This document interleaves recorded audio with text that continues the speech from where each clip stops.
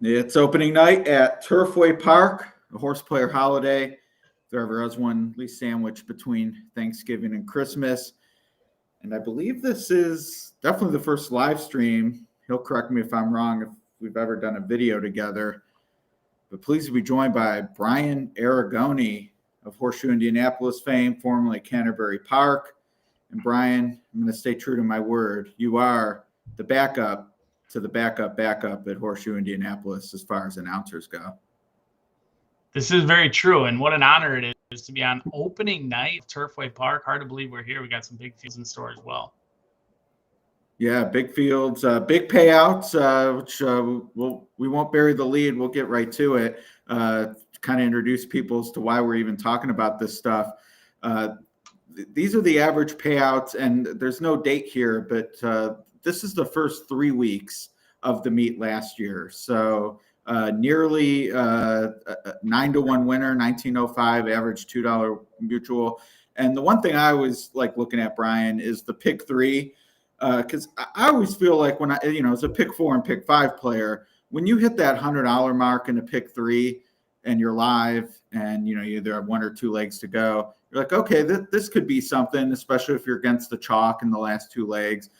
At Turfway, the average pick 3, $830 the first 3 weeks of the year last year.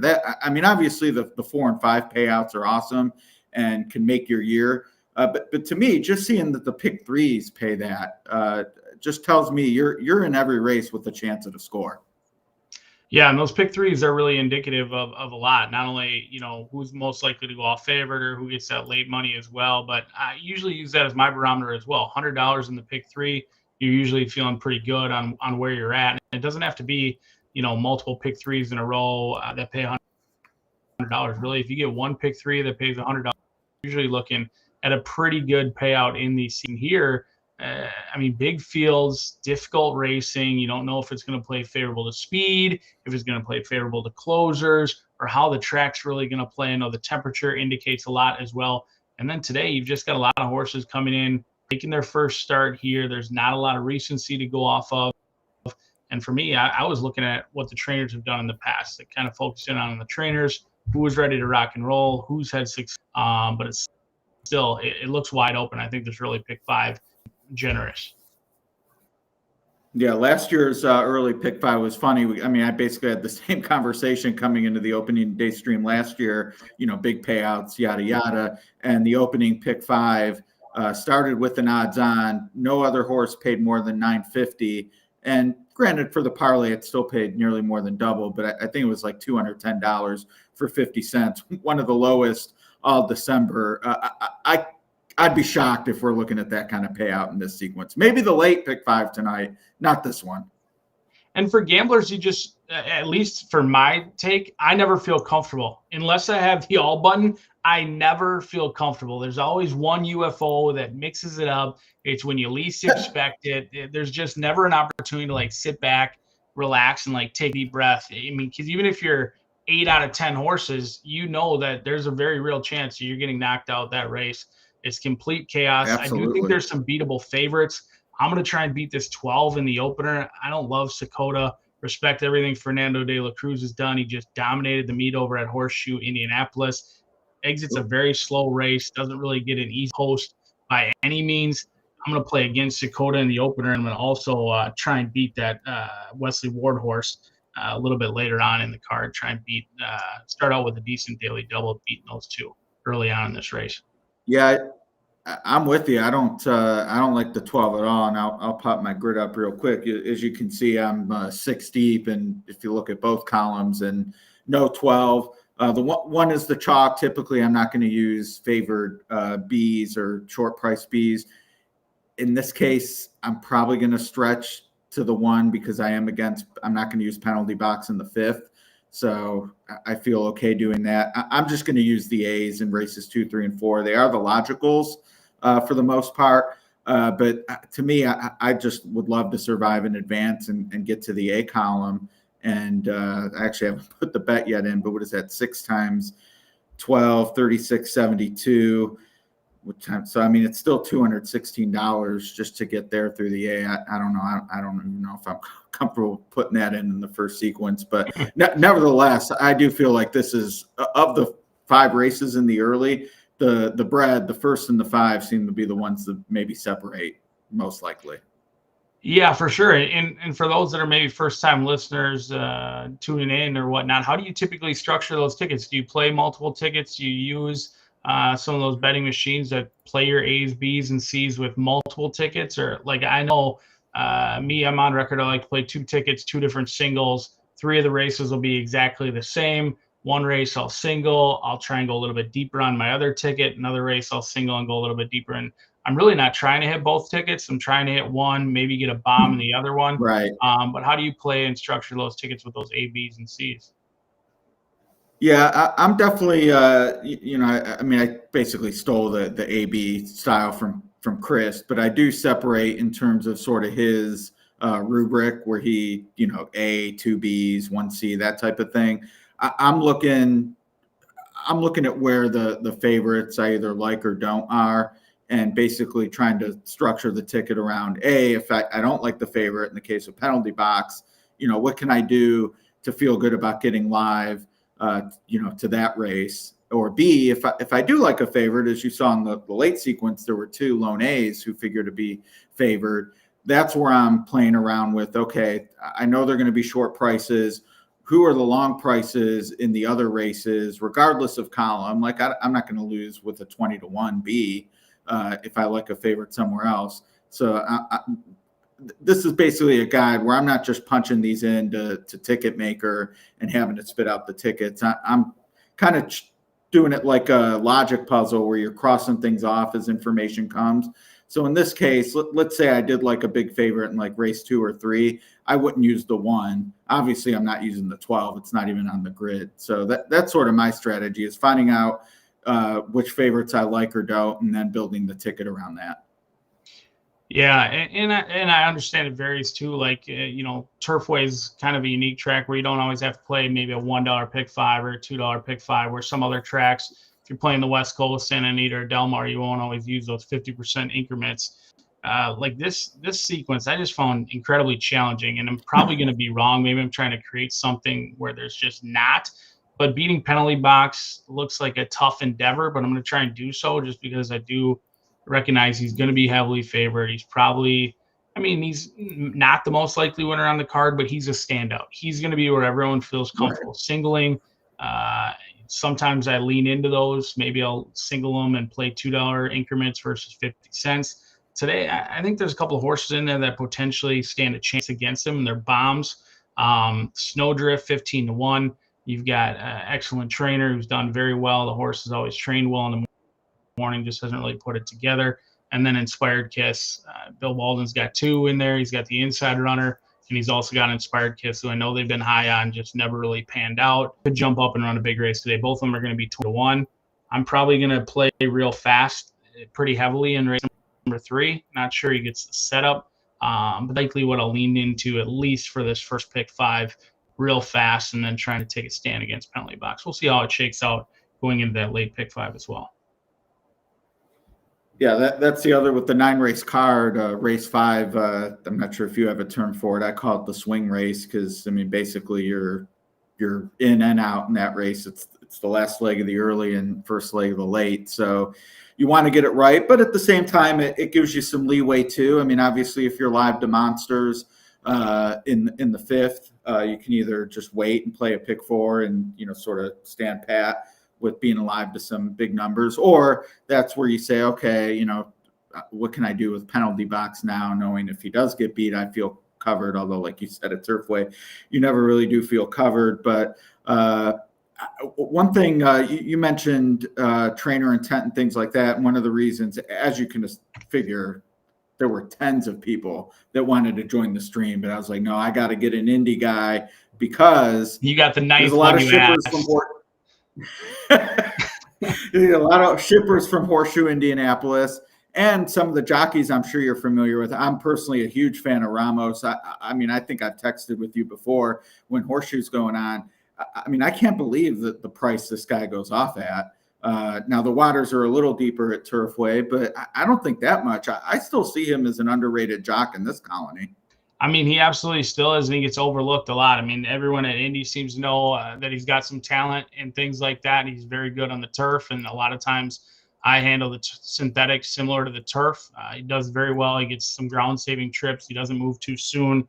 He's not often moving wide like some of the other guys that oftentimes panic. And he's not going to be an underrated rider long, especially when he's finishing, third in the Breeders' Cup. On a 20-1 as well, which he gave a great ride there. So looks like they're ready for the post here. Just pretty close. You got those tickets in. I'm punching them in at the last second. Yeah, I'm Ramos, punching he ran third very late. I think it was for, I want to say Walden, maybe. Could be wrong on that. Yeah, that sounds right, but he was in the 10th post. I remember he was closing late out in the center of the track. I can't remember the horse's name off the top of my head, but he had one mount, flew out there, finished third at a big price. I had to bet the 4 flat here. I thought that was a fair enough price, 8-1 currently. Let's see if we can get a call. No, we're not supposed to, but ask for forgiveness. If I had to go gun to head top pick, I probably would have picked Yellen. And there they go. Good start for Southern Bullet and Lovin' Lights and Galantini. More than Prada's there with Sakota. Now, from the inside, how quick will your trigger be watching this first race, which is a sprint? Like, will you try to glean any, outside's good, inside's good, things like that? No, I'm not a big believer in the golden rail theory or speed or anything like that. I mean, if it's very obvious, like in the summer of Indy, when Indy gets real dry, the turf course can cater to speed. But outside of this, especially on the synthetic, I don't pay attention to it too much. Dumont from the inside. Well, I'll tell you one thing. Based on how I bet this race, I'm hoping closers do okay. Past the 3/8 and more than Prada gets all the attention. Leads by 2.5 lengths. Sakota's chasing from second. Lovin' Lights joins in from the inside. Southern Bullet tries to advance from the rail. I'm going to Frosty Bear. And Galantini's trying to close one from the outside. They're all chasing after more than Prada. Here's Lovin' Lights on the attack, and Galantini's hitting his stride. Frosty Bear from the far outside. Lovin' Lights comes away with the lead. Galantini and Frosty Bear are trying to close. Concrete Cruiser from a long ways out of it. Look at us. Galantini and Frosty Bear. Galantini! Maybe. Galantini in the season certainly got the Omni. Bear, Lovin' Lights, and Concrete Cruiser after that was Southern Bullet. Callow. Only because it works in my favor. God, that horse got hammered late. Wow, that horse ended up being the chalk. More than Prada making the pace to the top of the lane. Lovin' Lights. Yeah, 5 definitely won. I'm just nervous that I get second. Galantini and Frosty Bear. Let me shut Callow up for a second. Tickets I thought long and hard. Looks like 5-4-7. Yeah, I thought long and hard about singling that horse. I mean, the mare, she won on the turf and the synthetic. The lone sib actually won last week on the synthetic at Gulfstream. I just 7-2. That's kind of crazy. The late money was spot on, at least in that race. Wow. Well. Not much to glean off of that race. Those two both closed wide. They closed from well off the pace. Pace kind of collapsed. I mean, 11 was well held at the top of the lane. 12 never really had a run. Yeah, I mean, 12 was striking. There's not really a whole lot to go off of wide. Yeah. That one didn't fire at all. Machado. No. Did he get a call? You wouldn't have gotten a call if I was doing it. I do know that much. I miss half the field. Yeah, 11 horses out of the chute at Turfway. Ooh, not easy. At least you can see the horses. Fairgrounds, that bless Dooley's soul. I got to give a shout out to John Dooley. He's half the time. I don't know how he does it. Amazing. Yeah. I will say he had some experience. Arlington had the trees too. I suppose. It's like so a for forest a while there, he was year-round looking through trees. Yeah. The Little Woods. All right. Let's see here. Safi Joseph Jr., who I'm going to guess isn't the trainer, but might be. If he is, send us some stakes. But he tabbed the 5 in the comments. There you go. That's pretty good. So I can't believe that horse went off at 7-2 though. I mean, he made some sense, but he made some sense more at like 4-1, 5-1. Yeah. My show parlay is live. That a boy. Churn. I mean, I know show isn't where most people want to be, but I do think the parlay is fun. It's a good way to keep people involved. Yeah, I got no problem. I don't get the win parlay though. I don't understand people who do that. I feel like you're like show is whatever. You're already giving up breakage, like, but I feel like win, there's just too much information that can become available to tie it up in that pool. I mean, pick threes and pick fours, it's their own pool with a decent takeout. But when I feel like you're, I don't know, am I being a hypocrite since I'm willing to do a show parlay? Well, I like sports too. It's no different than the guys that love their 5-team parlays or their 6-team parlays. They have very little chance. Well, even that though, you're locked in. Yeah. No, I mean, imagine a win parlay and you're feeling good about it, and then like you're either A, you realize you're dead because the horse is dead on the board, or B, like he's going to be 3-5, and you're like, well, that was kind of a waste of building up capital. That's true. They weren't always. When I was back at Canterbury, you couldn't really punch those in.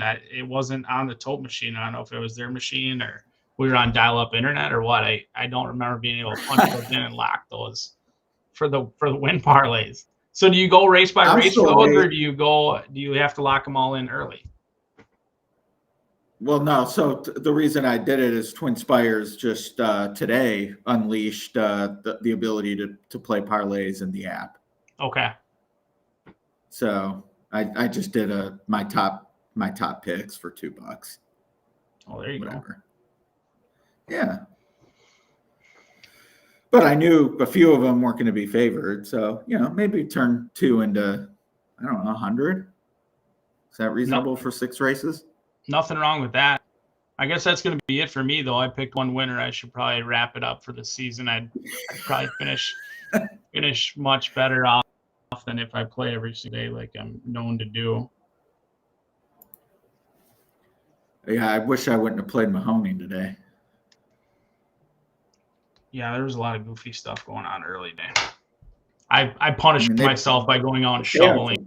I played too many bets early on the card, both at Tampa and Mahoning, and then I had to go out and punish my decisions by shoveling. How's your back? It's better than my bank account. When I shovel, I'm in pain. Yeah, but you don't get much snow. We're up in Minnesota. We have to shovel all the time. Well, I'm surprised you don't have a blower. I do, but you can't really blow like an inch of snow. You'll get mocked and ridiculed by all the neighbors. Oh, right. Yeah. There's that certain kind of like can't take the elevator to go up a floor. Yeah. That three's a late scratch. Speaking of Minnesota. He wasn't on the original scratches. No, I think he was a price too. Was he? He's off the board already, so I don't even see the morning line. Speaking of Minnesota, I got to ask. I ask everyone I know when I talk to them. But explain to me the deal with the living in the state and not being able to play Canterbury online. I can't, because it makes absolutely no sense. It's the most asinine thing ever. I mean, our government is archaic. I'm sure we're a national embarrassment almost each and every day. I'm sure most people see that. I live here. I don't agree with many of the decisions, but not being able to play your own home track inside, I think it originally had good intent back in 1990s, before the internet and things like that, where they were trying to force people on site, on track, get them out to the park, and do it that way. And now times have changed. A lot has changed. The landscape has changed. You can bet on your phone with pretty much anything. You can play slots for all I know, and sports on your phone and everything like that, but you can't play your own home track. It's really disappointing. It's been tough on Canterbury, and unfortunately, the politics of Minnesota have not been too kind to the racetracks here in Minnesota. All right. Well, yeah, that always mystified me. I know it goes back a long time, but and there's a ton of good players here in Minnesota that play. They play tournaments. They have good success nationally. Like I know Chicago is kind of a hotbed for tournament success, but there's a lot of them here. You know, Bruce Meyer's done very well. There's plenty of them. Terry Severson, they've done well. They just, you know, there are tons of players. They just can't play online on their home track, and it's really been disappointing. So 12's getting a ton of love. That's another. I think he moved to Arizona. He was tall. Do you know what I'm talking about? Yeah, probably our age, maybe even a little younger. I don't know. We had Johnny Love doing the Star Tribune picks for quite a while. He moved to Arizona. Oh, yeah. No, this was a contest guy. He was at NHC a few times. I can't think of his name. Yeah, he was sharp. So this 12's like one I want to lean into and just try to beat, and I'll probably be dead wrong when everything points to the winner. It's usually when I'm absolutely wrong if I actually have a strong opinion, and I'm almost afraid to have strong opinions at tracks like Turfway because it's never gone well. Our mug, this is the problem with big fields is our mugs are actually over the 12's odds on the stream. But I did just, let's see, should give you an option of how to stack these, but I'm sure they do. User error. Yeah, he's the favorite right now, huh? Yeah, I mean, I had as an A, but nine's my top pick with Ramos up. I was definitely intrigued by what he might be capable of. He had what I thought was the best Ragozin sheet of the group, so whatever that's worth. Yeah, I thought the 5 and the 7 were maybe a little interesting. At 9, probably 10 and 12 are all pretty obvious ones. 7. Tell me about the 7 because I don't have anywhere. So there's probably nothing on the 7. It's just this feels like I'm playing Turfway. I got to find something creative. Let's find one angle. Gabe Ratana, not a household name, not someone I was familiar with before looking at Turfway on opening night. But I mean, I dove into it. He's done pretty well with wherever he's been. I mean, he's winning at 10%. I like to go look to see who's had success at the track before. And I looked him up at the track. He had one start back in 2021. I'm trying to pull it up, but I got that dial-up internet in Minnesota.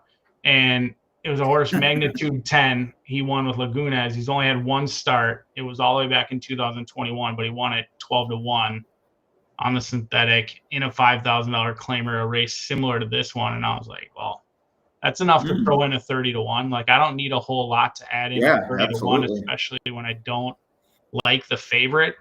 There's nothing worse, in my opinion, handicapper, better player, analyst, if you identify a bad favorite and you're right, but you dice right, that's probably the most painful. When you identify a odds-on favorite who you just think is awful, but you still get knocked out of those horizontals, that's a tough one to stomach. I can get beat by a favorite. I'd much prefer to get beat by the favorite than ever find a bad one and still lose the race. No doubt. I agree. Now I'm going to give a negative stat on the 7, not to poo-poo the pick because of the price. Stat doesn't matter. It's just more a segue to let people know as they handicap other races and maybe avoid shorter prices with this. I was stunned and I mean I shouldn't be stunned. It's not like the circuits are amazing, but Fairmount Park, where this horse raced earlier this year, and then Mountaineer was its last race. But both of those very poor numbers at the holiday meeting for Turfway. So you don't say. Horseshoe Indy, yeah, Horseshoe Indy solid. Of course, the Kentucky rate Keeneland better than Churchill, which indicates to me maybe that's kind of a sweet spot that October meeting. So don't rush them back from November at Churchill. Maybe not too much of a layoff if it's September at Churchill. So Keeneland worth looking at. And then you mentioned the 5 Breakwater, who I do like. I have as a B. We'll see where the price ends up. But I shared a stat earlier this week. Jockey Sammy Bermudez 1 for 103 in December the last 3 years. So I don't know. I mean, this is a guy who's a 13% rider this year, and certainly a name I've never minded. I mean, I never put him next to Rod Ortiz, obviously, but I was stunned to see that number. I don't know what happens in December, but just kind of stuck out. But yeah, I think Breakwater is, depending on the price, maybe worth a look. I mean, no shot last time at Belterra. I don't know what happened there, but I see that they gave him a little bit of a breather to come back here at Turfway, and does have some all-weather form against much better at Gulfstream and a bullet work last out. It kind of tells me they were pointing for this after whatever happened at Belterra. So I'm with you on that one. Maybe being worth a look if the price stays high. I actually use like a little reverse psychology. Which at 6 to 1, I would want a little higher. I'd want a little more than 6. I saw that stat. You're saying Bermuda's stat, and common sense would tell you to just pitch him on anything. And I was like, I'm going to think outside the box. And I know if I find a good stat that a trainer's never won so-and-so, or they've never won with this jockey, it almost always burns me. So I was like, maybe tonight will be the night. It did help a little bit that, you see Sammy Bermudez ride for Aaron West so frequently, first call at Horseshoe, Indianapolis, and he opted elsewhere. But I think that may be a little bit misleading. The more I dove into it, Aaron West had been using, Fernando quite frequently near the end of the meet. They actually teamed up to win like 3 out of 5 the last couple of starts, or the last month at Horseshoe Indy. So I may be overthinking it, where he used Sammy early on. I know Sammy actually won by 5 over at Belterra aboard Pritchard and Fernando. So that kind of drew my attention over to Breakwater. And then Susan Anderson, she's done quite well recently. Her numbers over the past half year or so are quite than her overall this year, although it's a small sample size. And she's not someone who's had a ton of success at Turfway, but she's not winless. I think she wins at about 14 or 15%. And you do like horses that they kind of are spotted to this. They're not just, coming over on a week's rest where they're just looking to get in the entry box. But this one's been laid up, given some time off, and done pretty well on the turf. We'll see if they can have synthetic success today. With 5th choice in the doubles thereabouts, go 4th maybe. So maybe get some drift depending on if they bet Wesley Ward on the outside. I did go with the 9 on top. And any thought Nancy Adams uncoupled entry here, and both of hers have speed. I don't mind the 2. I mean, I think if either of the speed horses end up shocking the world, it's more likely to be the 2 first-time synthetic than her other one, the 8 Ransomware, who I just see as overmatched, and it's not like she's gangbusters first time in the barn or anything like that. But I did think it was interesting that they clearly are the speed of this race. I don't really like either of them, but and I've done this more frequently recently, and I know we talk 3 will pays versus the double will pays, and a lot of the times, offline, we talk about how sometimes the doubles is indicative of where the public's going to go. Maybe the pick 3 is indicative of where the computers may go. But the 8 is taking quite a bit of love, a lot more in the double will pay than you would expect, and not really matched right now in the win pool. I mean, he's just a buck or 2 higher than the 5. I think like maybe the 3rd or 4th choice in those double will pays. So I think 8's going to get some love here. That would be a little bit concerning for me. I know my pick 5 ticket I didn't post it, but I've got 5, 7, 9, and 10 in here. So I'm trying to beat the 12. 9 potentially going to go off favorite in here, I think. But that 8 is taking a lot of love as well. And that's a little bit of a concern. I looked long and hard at that one. I just didn't think had the class of some of these others. Has been at low levels, been switching hands quite a bit. Was privately purchased. I know when they last raced October 6th, it was different ownership. So I don't always love that off of, a 13 length defeat running dead last at 35 to 1 that you're buying horses on the backside. They're usually need to just go back and win very well and win. So, but that one taking a lot of love, and it does look like Lone Speed on paper. Yeah. Well, the other potential speed is the same trainer. So, obviously there's, you would think, some thought to tell these I think they're both male jockeys, what to tell these guys. And I do actually like the inside a little better at Turfway. It's a mile oval, so the turn does come up somewhat quick. And the 2's actually going to be on the rail with the scratch of Severance. So I don't know. I kind of feel like you wouldn't want to dull his speed really any. So yeah, I'm interested to see what these 2 do. I do prefer the deuce to the 8. I didn't use the 8 at all. The 2 is a B, although as I mentioned, I'm trying to get through these legs pretty thin, so I didn't use the 2 at all, even in the pick 5. But it scares me a little more on paper. But your point about the odds, which I mean, really that's as valuable as any information you're going to get this close to the race anyway. Especially when it's always a guessing game anyways. I mean, a lot of the times they're a lot more knowledgeable. You see all the complaints on social media and whatnot. Sometimes I lean into them or at least monitor them to at least see where the money's going to maybe go, so it's less of a surprise. Sometimes I'll maybe even use it if I'm in or whatnot to maybe start or narrow down. If I'm 6 or 7 deep, I like to go a little bit deeper on the last leg of a pick 5, and I'm starting another one, like maybe race 5. I'll use them as a barometer of maybe who's a potential threat to your heavy favorite, and seeing if you can go about it that way, narrowing it down and helping eliminate, because there's a lot of times I look at a race and it's free to separate them, especially places like Turfway, that you can sometimes use it where you can get down and get your ticket to a better amount that you can maybe go a little bit deeper. But I know we both didn't like this 12. I mean, 5 for 18, Wesley Ward, lightly raced 9-year-old, who's had quite a few layoffs and gaps. I mean, what was it that didn't spark your interest? Well, I was sparked, just kind of wondering. I mean, I'm sure this is a very difficult place to make the morning line. So I was hoping the 10 actually would be favored, because I like the 10, I would say least of any horse taking money. But at 8 to 5, I mean, that's one of those things like, okay, is the double money going to be right? And is this one going to drift a little bit? But certainly either way, just looking at the double will pay, like this is an underlay. I would just, I mean, kind of like what you said, like long layoff, 9 years old. I mean, really, I think with horses like this as a bettor, you're basically gambling on Wesley Ward. And I guess you can be somewhat encouraged. You got Juan Machado, but I mean, Wesley Ward's going to get whoever he wants. Like that's not like guys are, turning him down, and he has Ortiz on later in the card, which I heard incidentally, and we're off air after the 5th.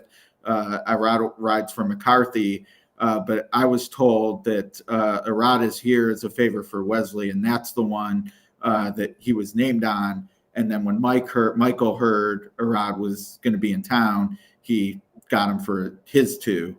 So use that information what you will. All that said is, I just feel like this is too short of a price to bank on Ward working magic with the 9-year-old data link gelding.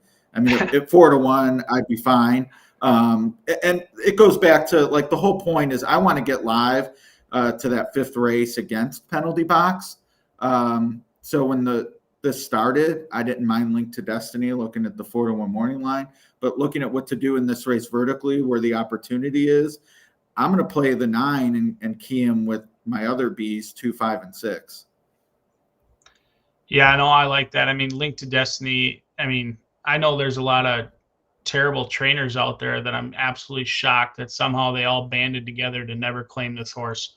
I know there's a lot of bad decision makers out there. There's a lot of people that fill up the bottom of those trainer standings, and I'm kind of shocked that nobody's ever tabbed this horse for 5K. An opportunity. We've all seen low learners claiming off high-level outfits that go elsewhere, and then they just never come back or never run well. And for this horse to have never been claimed, it's somewhat shocking because he is somewhat of a consistent sort. I do like those like KentuckyBred.org workouts now that you can see them, and actually not very often is it that you can find a 9-year-old running in a $5,000 claimer that I was able to watch his last 3 works over at Keeneland. So I didn't know what to make of it. 2 of the works, he was running against a horse who had a lone start last year and debuted at Belterra for Wesley Ward. And then 1 of the works, he was in against the Rest Me Red. So I didn't know what to make of that. He's running, there's no consistency in that. But the only thing that was consistent is he got dummied in each work. He got his heart ripped out in every single work. He was losing ground at the wire. He was losing ground afterwards. Just doesn't have a good post. And with all this, usually when I take a strand on a bad favorite, I usually put them right in the winner's circle. That's typically how it goes. And so, like, if you're playing that pick 4, I strongly would encourage you to maybe single link to Destiny, because I absolutely despise this horse. No, I mean, I think we touched on it in our own ways, and Mike picking up on it on X. I have to think this is, you know, whether the connections are betting or people betting the connections, we'll see where the board lands as they spring the latch. But this horse is getting smoked, and I don't see the reason other than trainer. So that to me is just a time where speaking of smoke, your chat is smoking hot right now. Everyone's lighting up your chat.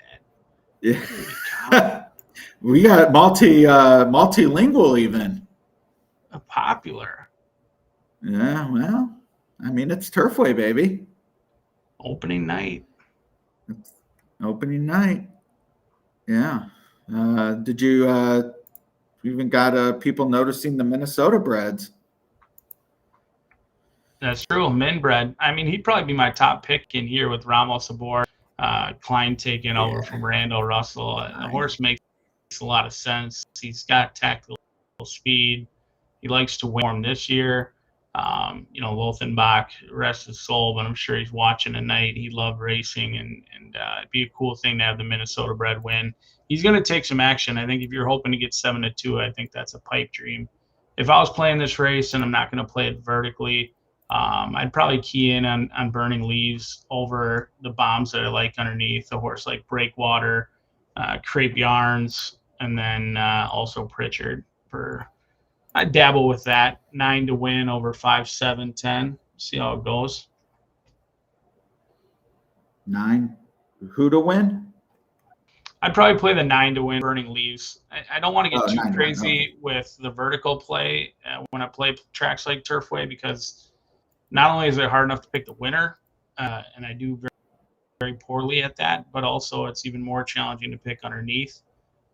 And I've already got 1 win on the card, so I'm not expecting any others, as history would tell me that it would be silly to believe you're going to find more than 1 winner. But once you got 1, that's true. It's sort of like roulette, right? I mean, that just because black came up last time. That is true. So, yeah. Maybe your 2 and 8 could hold on underneath. Those horses setting the fractions. Maybe speed will hold better this race. Like I said, I don't put much stock that they didn't hold the first race, but maybe this one, those 2 look to be out on the. I can't imagine they're both going to go. So we'll see how that shakes out. It'll be interesting to see how the pace plays in this race, because, I mean, outside of the 2 Nancy Adams horses, it doesn't look like there's much speed really in here at all. Maybe Pritchard goes feeling fresh off the layoff with the 10th post. Link to Destiny is going to have to show a little bit of tactical speed, being out there, out wide. Yeah. Who is riding? Oh, I'm on race 3. That explains it. Who's on the 13? Not familiar with Rodolfo Guerra. Was he a Well, this horse was a Canterbury. Where does Guerrera? I don't know where Guerrera came from. I know this is Joe Roberts' first start at Turfway, or at least in the last 5 years, his first start there. He's used Guerrera twice. None of them have run particularly well. All right, so what do you need here? I'm alive in 5, 7, 9, 10.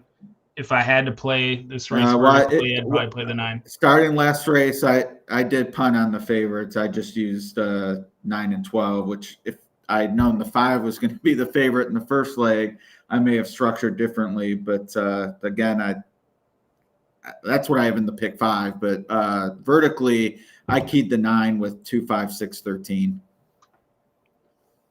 Sounds good. I think my strongest take would be just playing against his favorite here. Let me get us a call. There we go. Early pick 4 time. And I should have reminded those listeners there is a slight delay. So whatever you're seeing, from the inside, race day don't Rebel get shut out into play next time very anyway. early. Also, they're showing plenty that. of pace. Is Ransomware. So it's Ransomware and Race Day Rebel. They vie for that top spot. Ransomware is a little quickest past the 7/8. Now here's Pritchard making a move for second. Coach Campbell's in the 4th spot. After that, races Crate. Seemed like the Deuce had position, but either isn't good enough or acquiesced. Or so to Link to Destiny with Mike Calante to his outside. Mr. Peterkin is second last, and Burning Leaves is the last of 10 as they race to the 5/8. And it's Ransomware, a length and a half to Pritchard. And from the inside there races Race Day Rebel. Crepe Yarns is also right there with him. Crepe Yarns and Coach Campbell. Coach Campbell 2 deep. Crepe Yarns is 3 wide in the clear, and he's 3 off the front. 2.5 to Breakwater, trying to pick up some momentum heading into the turn along the inside. Length and a half back to Mike Calante. Burning Leaves is hitting his stride heading into the turn, and here he comes 3 deep. From the inside, there's Mr. Peterkin. He tries to match Burning Leaves. And not Burning moving based on the chicklets. Link to Destiny's at the back. Through the turn, Ransomware has the lead. Pritchard's under pressure. And continuing this big move from the outside is Burning Leaves. And Burning Leaves has a lot of momentum at the top of the lane. And he continues with this sustained run to the outside. It's Ransomware, but for how long? Here's Burning Leaves up to the front.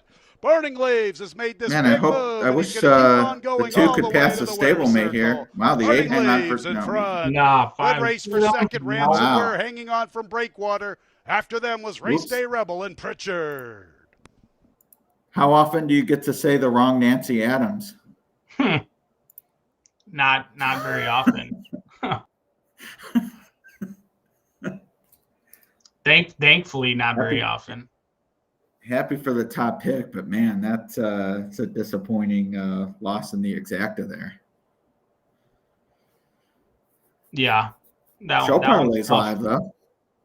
Breakwater had a pretty good journey though. That's one you can't really be mad about. Rode the rail all the way around, had the length of the stretch to push past, never really could. I think both Nancy Adam horses ran well. There was a couple of horses closing into it decent in a race like that. There was nothing that would really be in my stable mail or my notes. Maybe my Calante, the 13 was closing into it pretty decent. I think that could be a horse who improves second time around the track, next time out, and it'll be overlooked again because he went off at $1,000,000 and he finished off the board. But I mean, 9 was much best. The 12 was kind of what we expected, and he didn't get any late money, even though he was favored in that double. He went off at 3, though he loaded at 9 to 5, so he was chilly when it was all said and done. But there was no real troubled trips. Dead on the track.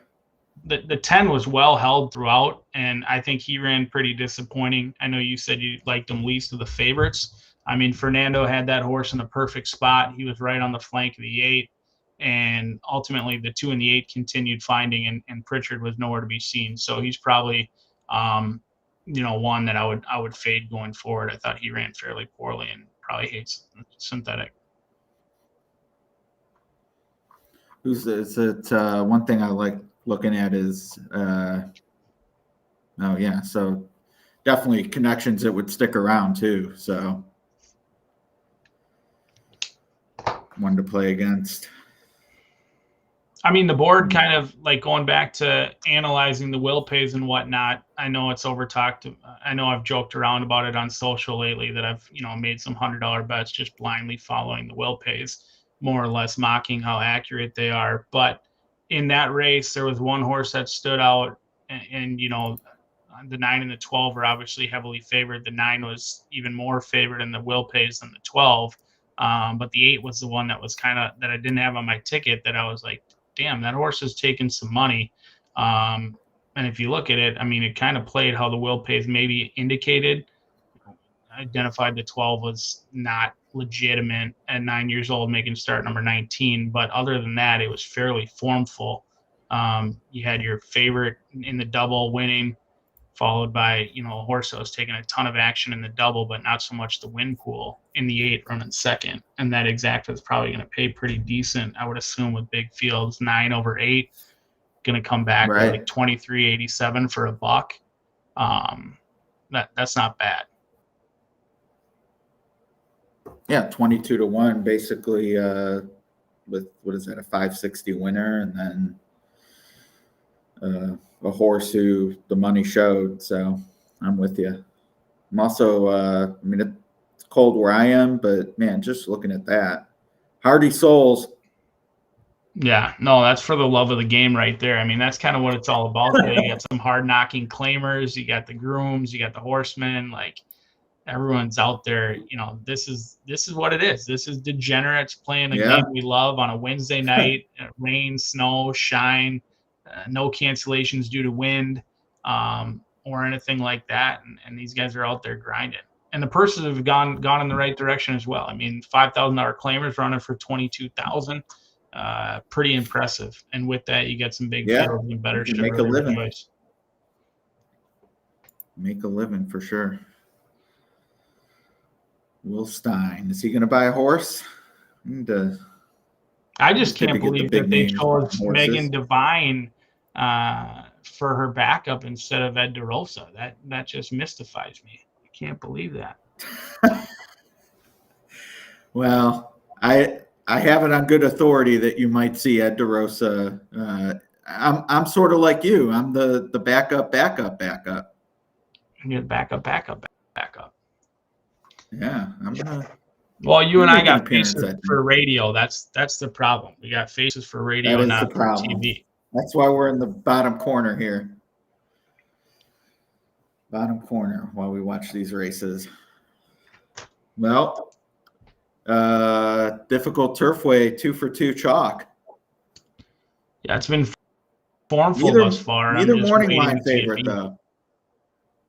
Neither was a morning line favorite, so I feel like that's a positive. What did HRN have those horses going off as on the morning line?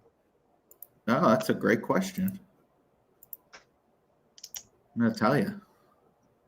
Now, I will say we have, when I pull this up, it will have the benefit of just knowing the scratches, whereas obviously the morning line that was published does not. So I will be upfront about that, but still.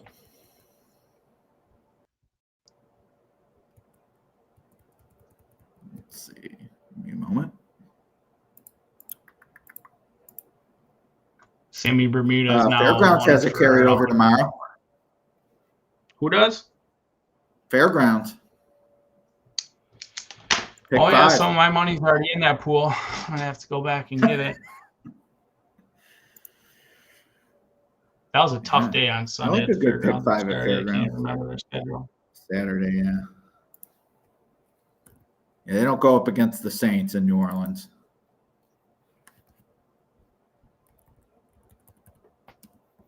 All right, let's see here. Turfway. So in race 1, we did not have the 5 as the favorite. We would have missed there. And in race 2, we had the 12 over the 9 as well. So we did not like the 10 though. So we had that right. That horse wouldn't have been favored, but there you go. As long as you're pointing them in the right direction. That's what Jim Day over at Canterbury and I always say. We give them the puzzle pieces and they can put it together. Right. Yeah, that like when we, when we look at the results and work on the model and, always trying to make sure we're getting the best information to get the best projections. Like I tell our guys, like it's never going to be perfect. We're going to miss, blah, blah, blah. You can't have 20-1 horses going off at 3-1. No comment. Like it's like that. That to me is where it's the opposite of what you want to do. So. I'm an advocate for getting rid of the morning line completely and entirely, letting the markets set the line how they see fit. I think it's misleading for new handicappers. I think it's kind of outdated in general because the market's going to set the line anyways. And it's really hard to explain, in those instances why a horse was set at 20-1 and went off at 9-5. And especially nowadays when we have so many surface changes, the morning line is somewhat meaningless in a lot more races than it used to be. And, right. it doesn't carry the weight that it used to carry at a lot of different circuits.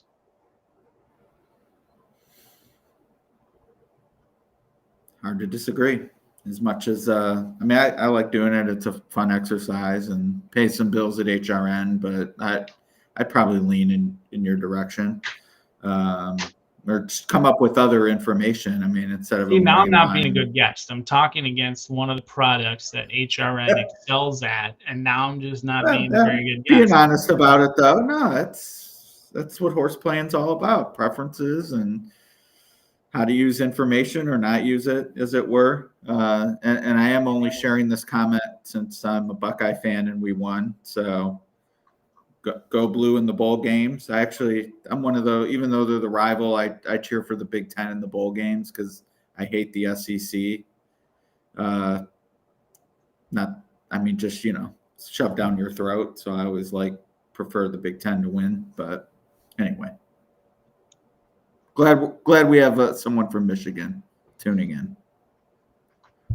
Underrated racing money state. On my sports bets today by having me on this podcast. I'm unable to bet on any college basketball or NBA, in which I probably can't even name a player on the roster. You don't mess with hockey? Mess with hockey. I play it. I'm a big fan of going in direction of others. So I play against the public more often than not. A reverse line movement guy. I kind of follow reverse line movement where the public's all piling in one direction and Vegas moves the line in the other. I'll just kind of blindly follow that. Makes it somewhat relaxing because there's not a whole lot of opinions. I don't have to kick myself saying, I was thinking about that, or I was thinking about this. Because at the end of the day, I don't know any of the players. I don't care to know any of the players. And now it's challenging to know them.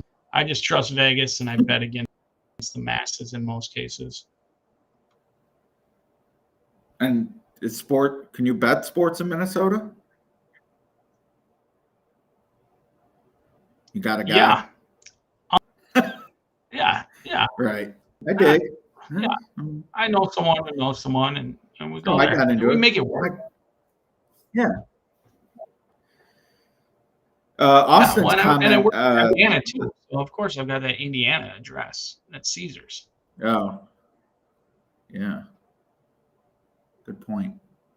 And they have a live book too, right? Yeah. It's beautiful actually. It's right on track and go over there right after the races and they've got sports betting over there. I love the setup there. Yeah. Yeah, good poker room too. I don't think I've ever won there, but it is relaxed. It's nice just to be there and the track's right there. So that's the one thing horse racing ruined for me is poker. I used to enjoy the grind of the poker game and being able to sit and relax and watch hand after hand after hand. But diving into these horizontals and these pick fives and turn a lot into a little, where in poker, I find it difficult to enjoy the 4-hour, win $20 grind. I used to really love it, but now I just kind of aged out of it. Yeah, it's definitely a escape for me, for lack of a better word. I definitely share I know exactly what you mean. It's you spend 3, 4, 5, 6, 7 days a week looking to make a score in racing, and then you sit down and buy in for 1,000, play for 5 hours, and feel like you hit the jackpot if you walk away with 1,200. It's granted it's 20% ROI, but it's also only $40 an hour for what is a grind? I mean, let's be honest. Yeah. I mean, you're sitting at a poker table. Half the people there are miserable. You know, the dealer might be all right, might end up sitting next to someone who's okay, but yeah, it's a grind for sure. But it's also different than horses, so I do like the change up since I never really got into sports betting. But yeah, the mindset, it is incredible to me. It's like, you know, in racing, just looking to make these 4 or 5, hopefully one day 6-figure score. And, you know, you play a 2-5 cash game and, you know, you feel like you robbed a bank if you walk away with 50% of your plus, if you win 50% of your buy-in. So. And where it got for me, and I'm like as degenerate as they come. I know we joke around about it, but like true degenerate over here. I was got into the online poker, like 5 tables running at one time. I don't know if it was my AD or what, but I was just like clicking, not really paying attention, not really monitoring who's at the table, how they're playing or anything like that. And it was it got intense quick. That online poker kind of changes. It's a lot less relaxing online versus actually sitting at the table. Right. That's a frenzy. Yeah. Absolutely. So getting to Austin's comment is looked like the one was getting frisky there. I feel like this was definitely a thing in years past, like, you know, finding that obvious wrong morning line and, you know, using it as the last leg in a pick end when no one's going to realize how wrong it is. To an extent, maybe a little bit, I think can still work with firsters, but I do feel like this just isn't, it's not in play anymore. Like between just knowing like, oh, that 12-1's bogus anyway. And if I know it, the computers definitely know it. And they're just taking away that edge. Yeah, I think because I agree. Like I think that used to be a thing, but I just worry that that's gone now. I think where I've found that the computers struggle the most, and I don't know if AI will ever correct it or figure it out, is where I've noticed that CAW is not always accurate is races involving a surface change. For whatever reason, I continue to see the ones that I'm monitoring. They always love turf horses on the dirt, even if there's form that would indicate there's not going to run well on the dirt. Like at Tampa, you see all those synthetic shippers always getting crushed. And now I know some of them run off the page coming from Presque Isle or Gulfstream, but a lot of them stop completely. So I think there's value in like surface changes. Sometimes they fall in love with those turf runners that have either been going long on the turf and are now going to the dirt, or of course, you know, 2-year-olds. But those are hard to figure out. Even if you know the computers don't have an edge on you, you certainly don't have an edge either. I think there'll always be value in maiden races, even though they're maybe the most challenging to predict. Would agree on the maidens for sure. And the interesting about the surface change, I'm gonna monitor that. It's a good point. And Tampa, certainly in the summer, places like Horseshoe and Belterra, plenty of off the turf there. No turf at my home track, Thistledown, Uncle Buck. I was there. I moved away from Cleveland in 2001, so I was there most summers with my grandfather throughout the 90s, and I was an intern there in 2000. So definitely miss it. It's pretty different now. I mean, they went the Racino route, understandably so, but it's definitely not the track I grew up at in terms of, you know, layout and where people hang out and things like that. So, but glad it's still around. There's some people can't say that about their home track anymore, including shockingly some Chicago people. So I'm thankful it's around, even if different. Yeah, I mean, I think Racino was kind of sold to be a lifesaver in a lot of cases, and unfortunately, in many, it just hasn't panned out to be what they expected. It depends on what hat you're wearing. An owner's hat, I'm sure, is appreciated and whatnot, but from a better perspective, it hasn't. In my opinion, it hasn't a whole lot. No, I mean, it's giving them they never lowered takeout despite all the subsidies. And Fortunately, the sort of host fee takeout imbalance has all gone to the cause in the form of rebates, which, I mean, I get rebates too, but, not quite as high. And really the retail players are the one who need the most help. I've seen their ROIs. It's way more than what the takeout is. So, yeah, there could be things done. Now, I will say we are sponsored by KTDF. You see their logo in the corner. Kentucky has, I would say, done the most, with probably Indiana and Arkansas maybe next on the list. But there are definitely things that have made it a little more attractive, and the money has followed. I mean, the handle in Kentucky, Indiana, and Arkansas is going up, and other states is going down. So, and that's true. Like from a breeding perspective and purses and things like that on the horseman's side of things, I'm sure it's very welcomed. I was just hopeful from a better, there would be more kickbacks to the better, but probably foolish being almost 40 years old to ever expect that now.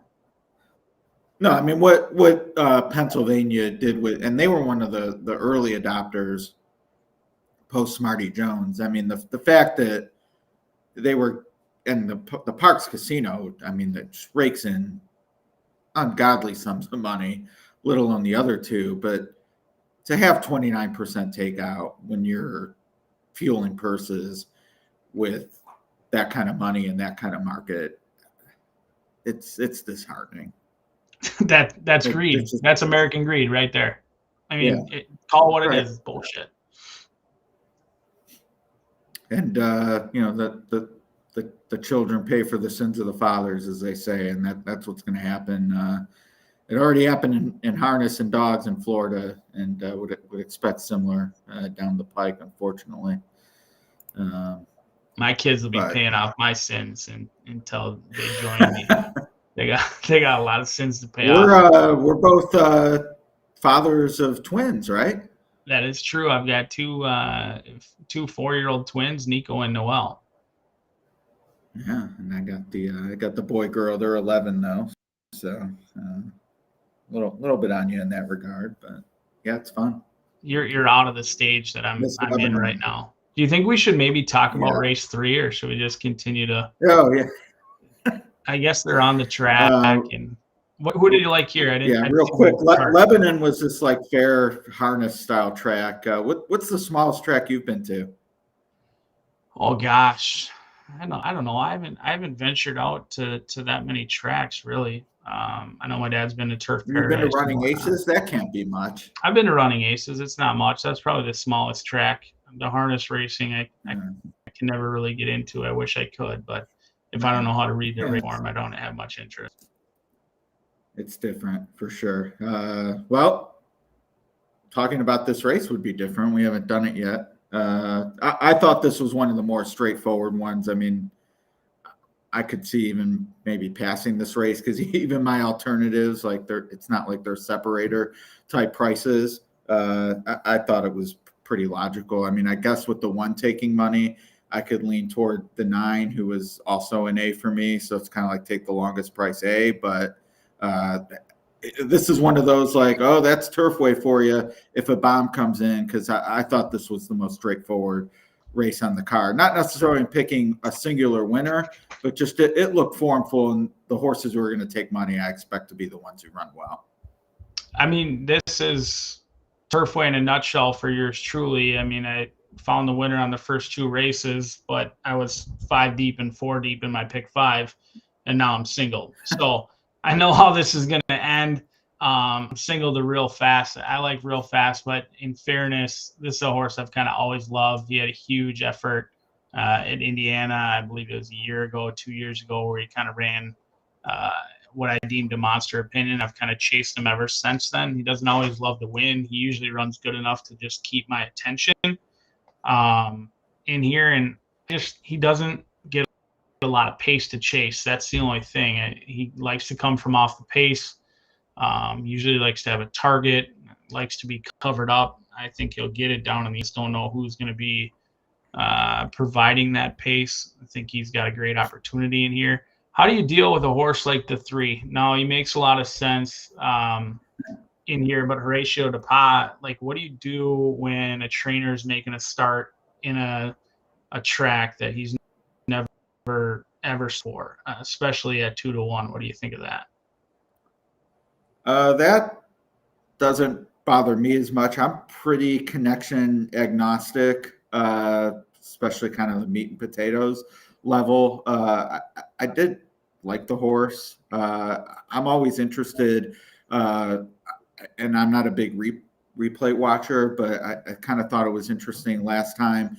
Was nowhere near the pace. Now, Brisnet said it rated as a fast pace on the turf at Aqueduct, but the race 2 back, it rated fast as well, and this horse was able to press. So I kind of saw it as an interesting sign that Horatio comes in here for the first time synthetic, which the breeding to me says no problem. I don't know if the horse will move up. I mean, we kind of know what he is at this point, but certainly don't expect a regression being by Mendelssohn out of a Pioneer of the Nile mare. I actually had him as my top pick now. 2-1, kind of co-favorite with the 1. I'm actually going to bet the 9 to win. I think that's where the value is. See if we can get our first gate to wire winner of the night, because I think Evening News can be on the lead. And speaking of, I really appreciate the knowledge you're bringing on these conditioners, because I am not familiar with Hugo. But I do think this horse is going to be on the lead from post 8. There was a scratch, so he moves inside 1, and we'll see if they can catch him. But I'm more encouraged by speed after what we saw from the Adams pair last out than I was after the lid lifter. So at this price, I'm going to play Evening News to take them all the way. Yeah, no, and you're getting fair value at 9-2 on Evening News. I mean, Hugo and ownership group San Jose Racing Stables, they spot their horses nicely. So for them to claim that one for 16, move it up to 30, and they claimed with a purpose, I mean, you have to like that, especially when they are going to be clear lone speed. I guess if I was trying to get creative and maybe playing a contest or a tournament or something, I would take a look at a horse like the 6. This Javon Crumley is someone I'm not familiar with. It looks like this was a private purchase. I do love the jockey. Yeah, exactly. Julian Leperoux. I mean, they purchased this one off Dixiana Farms. I'm sure it wasn't necessarily cheap. By no means probably a giveaway at all, even though they weren't claimed for 20 last time out. But we've seen some trainers here that are fresh faces, that are new, like this Ben Dunn, who's, winning Claiming Crowns, is about 5 for 8 now. He got bet like he couldn't lose at Parks earlier this week, and the horse ran up the track. But Javon Crumley, maybe not far behind. I mean, I looked him up. I'm not familiar with him, but he's winning at 27% the last 5 months. And when you couple it with these owners, like he wins at 43%. So they saw something they liked. They reached out to Dixiana, who isn't routinely giving away horses by any means. But purchased after that Keeneland debacle, and now has a potential to move up. And that horse has some numbers that would fit in turf races. But if you're going based on the pick 3 will pays and whatnot, this horse is a huge number above. I think they're all keyed in on the 5 and 9, really. And the 6 is kind of an outlier, but that would be a horse that I would look to potentially use underneath if I'm playing a exacta or a trifecta, or maybe looking to dabble with starting a rolling pick 3 or daily double. I think the 6 deserves a look. And if I was playing 2 tickets, I singled real fast on one, but I would absolutely have the 6 on the other. And hasn't seen a mile since the seasonal debut. So I wonder how far back this one will be. But, people get panicky with Evening News and feel like they have to go with him, and things get pressed early. I mean, maybe Leperoux works out the right trip. Crumley, 24% on the year per Brisnet, break even ROI. That's pretty impressive. Usually when you're winning that much, you're getting bet 2, and he's right at break even. The negative stat with him, however, is first time with trainer 0 for 17, which that tells me, Brian, I don't know how often you kind of make a note of things to look for that maybe next time would be the time. But given how often this trainer wins percentage-wise, the 0 for 17 tells me don't get discouraged by what we see here. and maybe next time, if the price is similar, the time. So with you on a play underneath at 8-1, basically the fifth choice in this field, but also wouldn't be discouraged if it's just an okay run. Maybe next time will be the time. Sounds good. This is a tough race. This would be a race for me to sit up. Like, I don't love real fast at 2-1. I certainly need him. Final Denial could easily win this race. I'm interested to see if he's going to go to the lead and press pace, or if he's going to come from off of it. I mean, the 9 makes sense. There's just nothing in this race that I would be loving to go to the windows with. Right. Yeah, I'm standing pat myself. Just hope to get through it. I have the 3 logicals, and maybe we'll see some decent payouts. We're off. We'll see decent payoffs beating penalty box in the 5th. But if I get there, it's going to be with a lot of logicals. Let's pipe in Cal here. From between runners. From the far outside is Haley's. Ended up 7-1. With the white silks. I mean, I'm happy with that. Through the early stages. Yeah, 1 win from 8-5 to 4-5. Almost a length to look to the cross. And okay, that'll do it. Evening News has the lead. What the 3 end up at? His pace partner Haley's Dante third. 5-2, so he got no love either. Round up the backstretch, 3 off the lead. Yeah, so all into the 1. Dreaming Bro with Final Denial, another 2 to look to the cross, and at the backpack. At the back of the pack remains Batter Up. So it still is 8's doing just enough to make your 9 work a little Fast bit. is trying to begin his pit up the inside, and Haley's I don't mind that the jockey created a little separation. I mean, you're never going to win just keeping pace with the 8. 6 lengths midway through the turn. It's Real Fast is launching his charge after Evening News. At the back is Look to the Cross. Evening News, here's Real Fast up to the front. And Real Fast comes away with the lead, drifts to the center of the track. It's Real Fast with the lead. Final Denial from between runners trying to squeeze on through a tight spot. Evening News from the inside. Real Fast and Final Denial. It's tight there for Evening News. It's Real Fast. Real Fast living up to his name. Final Denial second. Then Evening News. We're going to take a look at that, unfortunately. Yeah, I'm not sure that wasn't... I think the egregious move happened well before that, where he visually came way over to make it tight.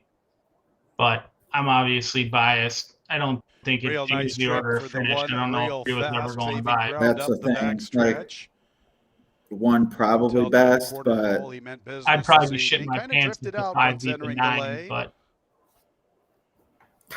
big time 4-5 post time favorite. Hit hard in the concluding stages of the wagering. The 1 Real Fast. A good effort from the 3 Final Denial. After that, the 9. Your 9 really never got a break. That first quarter was 25, but then they went 23 after that. Even though it looked like he was loose, he was kind of pushed throughout, even though he got away with that slow first fraction. And he did. I mean, not that the 8 was anyone that I thought would stick around anyway, but he did put that horse away. Yeah, no, 9 ran good, and he was well clear of the rest of that field. I mean, the 1 and the 3 were the class. They stood out on paper. I got no problem with the way the 9 ran, and I think he'll improve second time in the Andre barn, and that's a horse who's got, a proven track record at Turfway. I think they got a live one now after, 8 races. They've got 2 wins, a second and 3/3, so looks to be a good claim for the group with San Jose Racing Stables. 3 favorites. I'm glad I didn't use penalty box.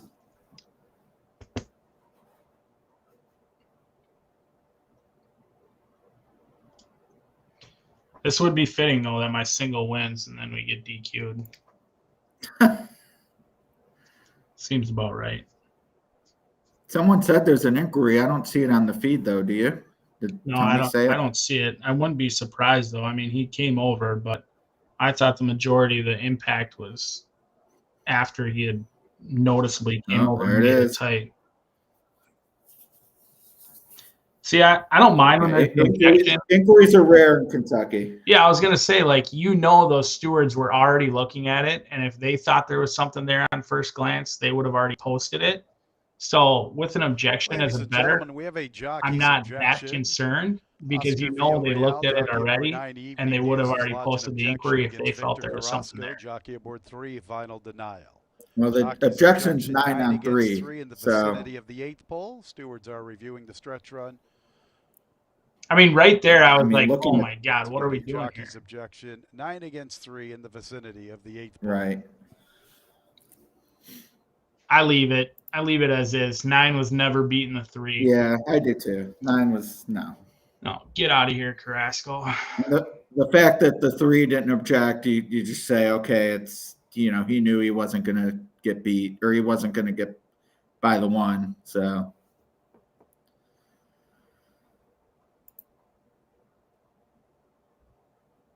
Six didn't run a step. yeah, this is as is. No, he was not in last at some point, but then just never engaged, never went on. Well, if you're monitoring Devil Dog's already turned the page. If you're monitoring those pick 3 will pays again, they kind of led you in the right direction. Not saying there's a ton of value and it's something you can always follow, but the 1 was a pretty heavily backed favorite in the pick 3 versus almost even in the double. But 1 was heavily favored in the pick 3, and then you had shortly following the 1 and the 3 who were much lower than anyone else. The 9 was your clear third Real choice. Fast is a 5-year-old chestnut horse by Kitten's Joy out of the TH approval mare Kiss Me Now, owned by Braunwood Farm LLC. Paulo Lobo, the winning trader, winning jockey Alberto Burgos. The winner was bred in Kentucky by Braunwood Farm.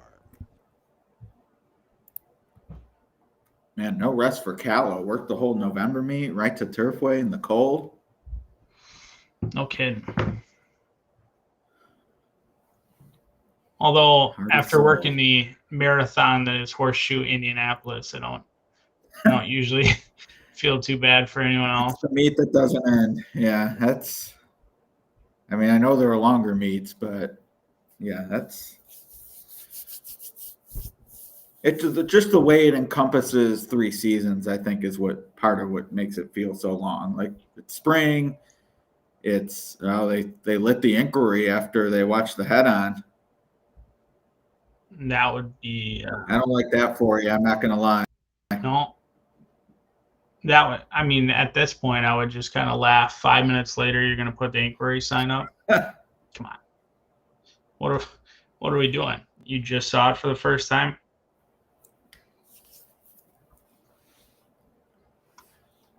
That's probably not a good sign. Yeah, the inquiry after watching the objection and then blinking the winner. But I mean, I will say there are times, I forget what the incident was, and they didn't like the sign, and Marcus or whoever the DRF guy that was there asked them, and well, yeah, we looked at it, but we didn't really make it, we didn't do anything about it. So it's like, if you're looking at it, like people should know you're looking at it. I always mock and ridicule when an objection is allowed. So you're telling me that if that rider didn't object, there would have been no change.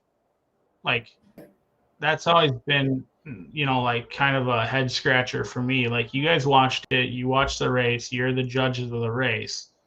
But after the rider objected, you're like, oh, yeah, I guess you are right.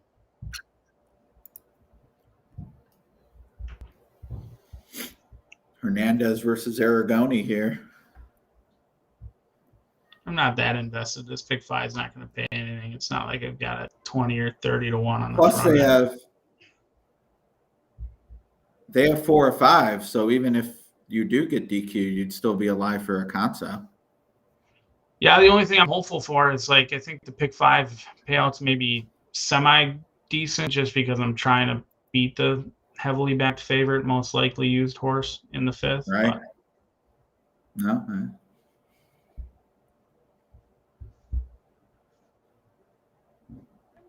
Yeah, they're taking a while.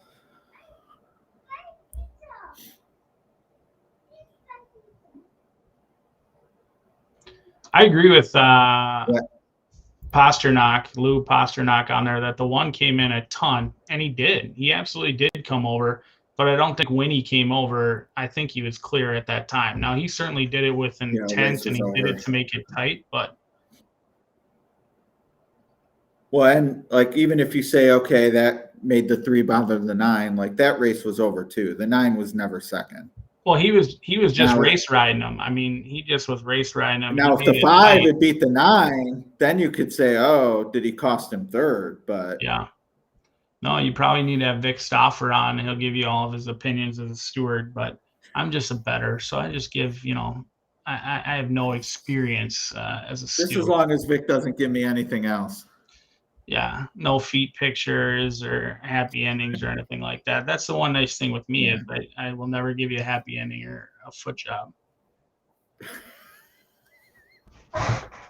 Unsolicited anyway. This is coming down. It's got it, right? I mean, yeah, they're either looking at whether it's 319 or 391 if they're taking this long. We added an inquiry 5 minutes later, and we added a blinking light. I mean, is it possible they're looking at a double DQ? I know I'm biased, but if I didn't have a wager on this race, I would say it stands as is. Right now, you're setting the tone for the whole season. This is going to set the tone for the whole season, and you're going to have a ton of meaningless I feel like objections if you change all it around. Bring Burgos in to watch some tape, fine him, whatever. But the 1 and 3 never even make contact. He comes over right there. And then the 3 just kind of, I don't know, overreacts.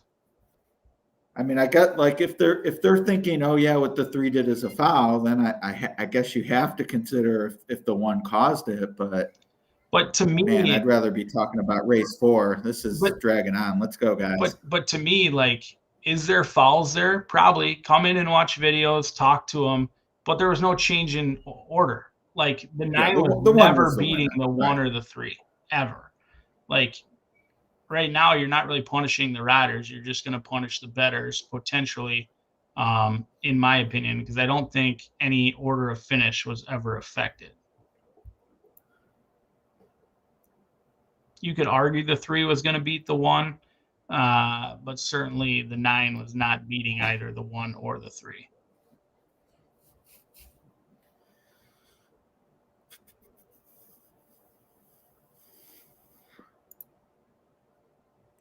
Devil Dog is excited for race 4. After this long, though, you got to change it, right? Now you have to be making a change, otherwise. Yeah, I mean, at this point, they're arguing over 139 or 193 is the only thing I can think of. Or excuse me, 319 or 391, I would think. But you are setting a precedent for the whole meet right here.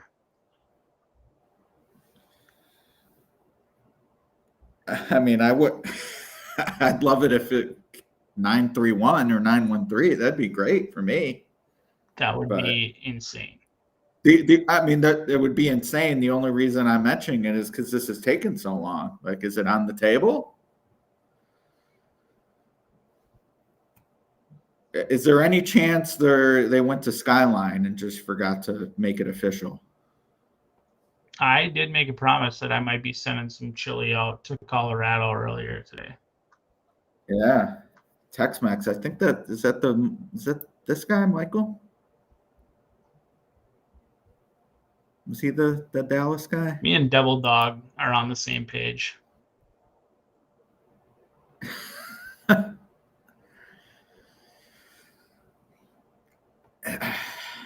This is where you got to put on the Jeopardy music. Oh, what do we got here?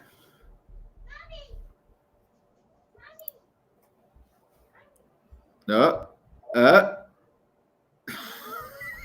Do you have it muted, or is it still? Oh! Wow. Putting the 1/3. I mean, if you want to say a foul's a foul, and he came in on the 3. I get it.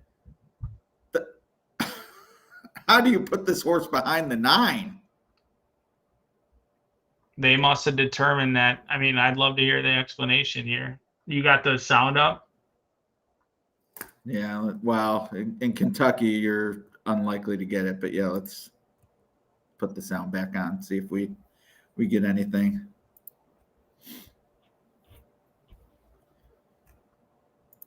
They must have determined that the 1 caused the whole issue and the 3 was a reaction due to Yeah, but the 9 was never official, anything but third. 3-9-1-5, new top 4 finishers. Once again, 1 real fast.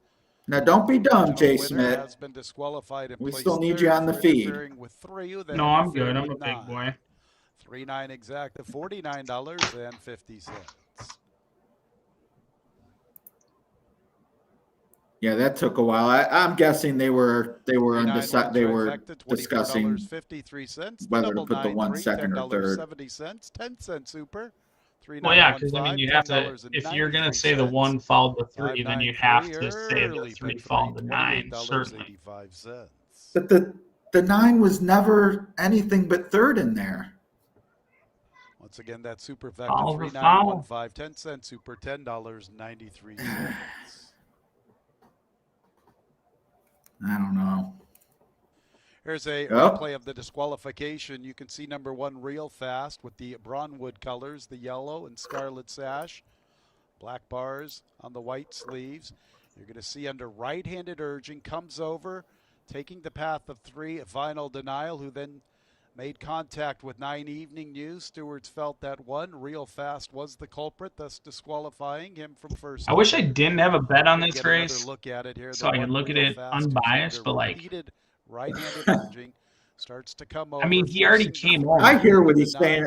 He's not. I hear. I mean, he made contact that caused all of the action near the 8th pole, thus resulting. Like, he came over 4 or 5 past, but at the time of the infraction, he was already over there. 1 more view, 1 real fast outside, Braunwood colors under repeated right-handed urging, makes it tight on the 3, who then makes contact. I'm sure Twitter's handling it fine. Stewards I'm sure there's no griping about that. Cost chances at proper placings, thus resulting in the disqualification. The group chat's blown up a little bit. From first to third. 3-9-1-5, the top 4 finishers from tonight's third. On to the 4th race, 20 minutes away. Scratches 4, 9, and 14. Jazole, City of God, and Tappin' Your Blue Jeans. 4, 9, and 14. Maybe that gives me an opportunity. 4th. 13, Rocket Hot Shot will draw in off the also first non-favorite. Needed help from the Stews. De La Cruz. Yeah, but it was the other logical one. Workout that was on the 28th. A lot of people might have keyed in on the 1 and the 3 and just moved along. Yeah, I mean, what was the difference in the pick 3? $7? Well, Noah's yeah, Ark not has much. an additional workout 24th of November at Kane. I agree with what Mark said, where 3 made contact well after the 1 came over. Our 4th race will start tonight's 20-cent single 6. Yeah, I agree with that. So, again, going back to the objection and inquiry, we finished that race. There was no objection, or there was no inquiry posted. Then the objection is 9 on 3. And once they start looking at the 9 on the 3, 5 minutes later we post an inquiry. I'm sure they had already looked at it initially and didn't light the inquiry sign. So where my problem is mostly like, if you're going to change it, then the inquiry sign should have been lit immediately. If you thought there was an infraction or even considered there to be a fraction, showcase to the bettors that, hey, we saw what you saw, we're taking a look at it, and we'll let you know. But the way that was handled strategically, like, and logistically doesn't make any sense. You get an objection after the race, 3rd place on 2nd place. 3 minutes later, now there's an inquiry added and the winner's added. Like, if I had win money on the 1, you'd probably you'd probably have to go to the 10th phone call to get a guest on your podcast versus just the 9th. I mean, this is where I just kind of wish, there was any media that covered racing on a regular basis, and I don't even mean this critically, but I mean, I think part of the story is talking to the jockey on the 3 and saying, how come you didn't object? Yeah, no kidding. Yeah, he didn't think it was that bad. And you didn't. So, okay, you didn't object, but then what did you say on the phone call to the stewards? Because you had to talk to them because the 9 objected. So you were part of, the initial objection. So you were calling up there no matter what. Yeah, no, and at the end of the day, as a bettor, did it affect the order of finish? And I would argue that it did not affect the order of the finish. The 9 was never beating either the 1 or the 3 at any point in that race. For sure agree on that. I think we got one of the better betting races coming up, though. I found this race to be challenging in here. I thought it was wide open. In my pick 5, I was like 8 deep. I thought this race was a doozy. I'm thrilled to. I mean, we'll see. I mean, the money's been sharp so far, but I like Stride quite a bit, and not taking any early money, but was definitely one I'm happy to have here at a nice price to try to get into the closing leg. So who you alive to then?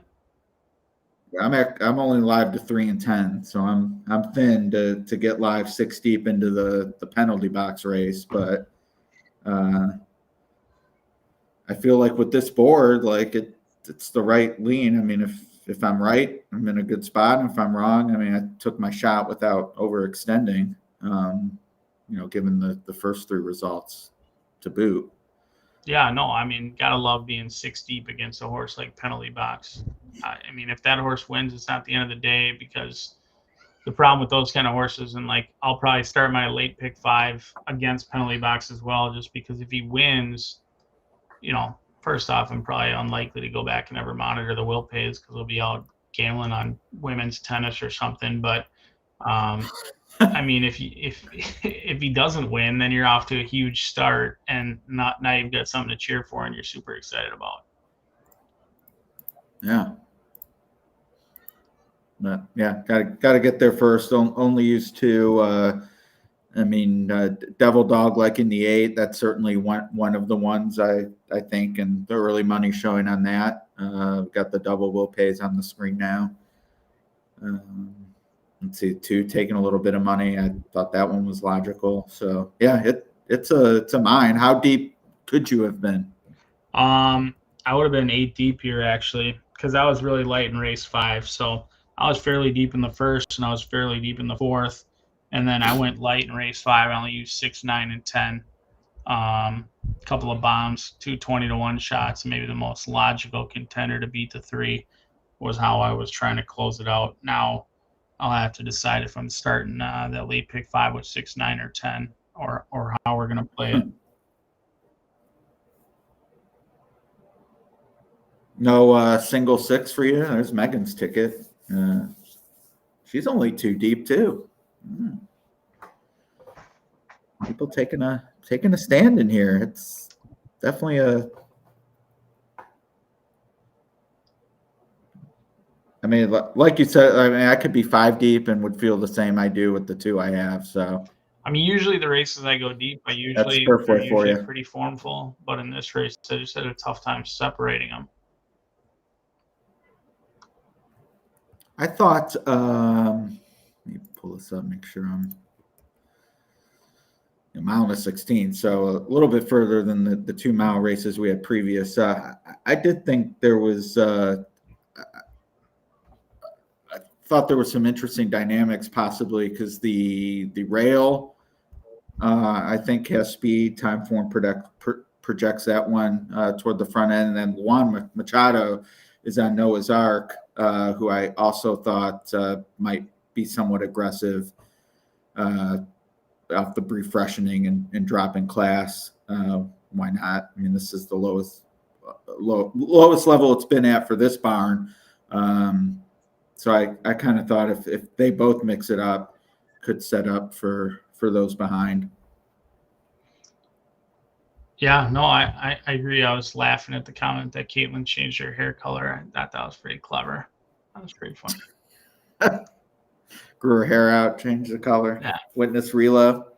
Just a little bit of change. No, I just didn't like this race. And I mean, I usually start by analyzing like who's likely to be the favorite, and go off as the favorite. And if, then start to look at the other horses. But I guess my angle against the 10 is, he probably brings in, decent form. He's tactical, but I never like when a horse runs a poor race, goes to the shelf, and then comes off at a tag. I mean, this horse maybe had an issue after the June 19th race. There's a lot of ownership groups, especially with medium level claimers or moderate level claimers. They want to run them. They're not making any money if they're sitting in the barn. So clearly, I'm thinking that something went amiss after that June 19th race. They didn't come back. And then they come back in September off of what you could determine a long layoff. They didn't work out from that June 19th race all the way until July 23rd.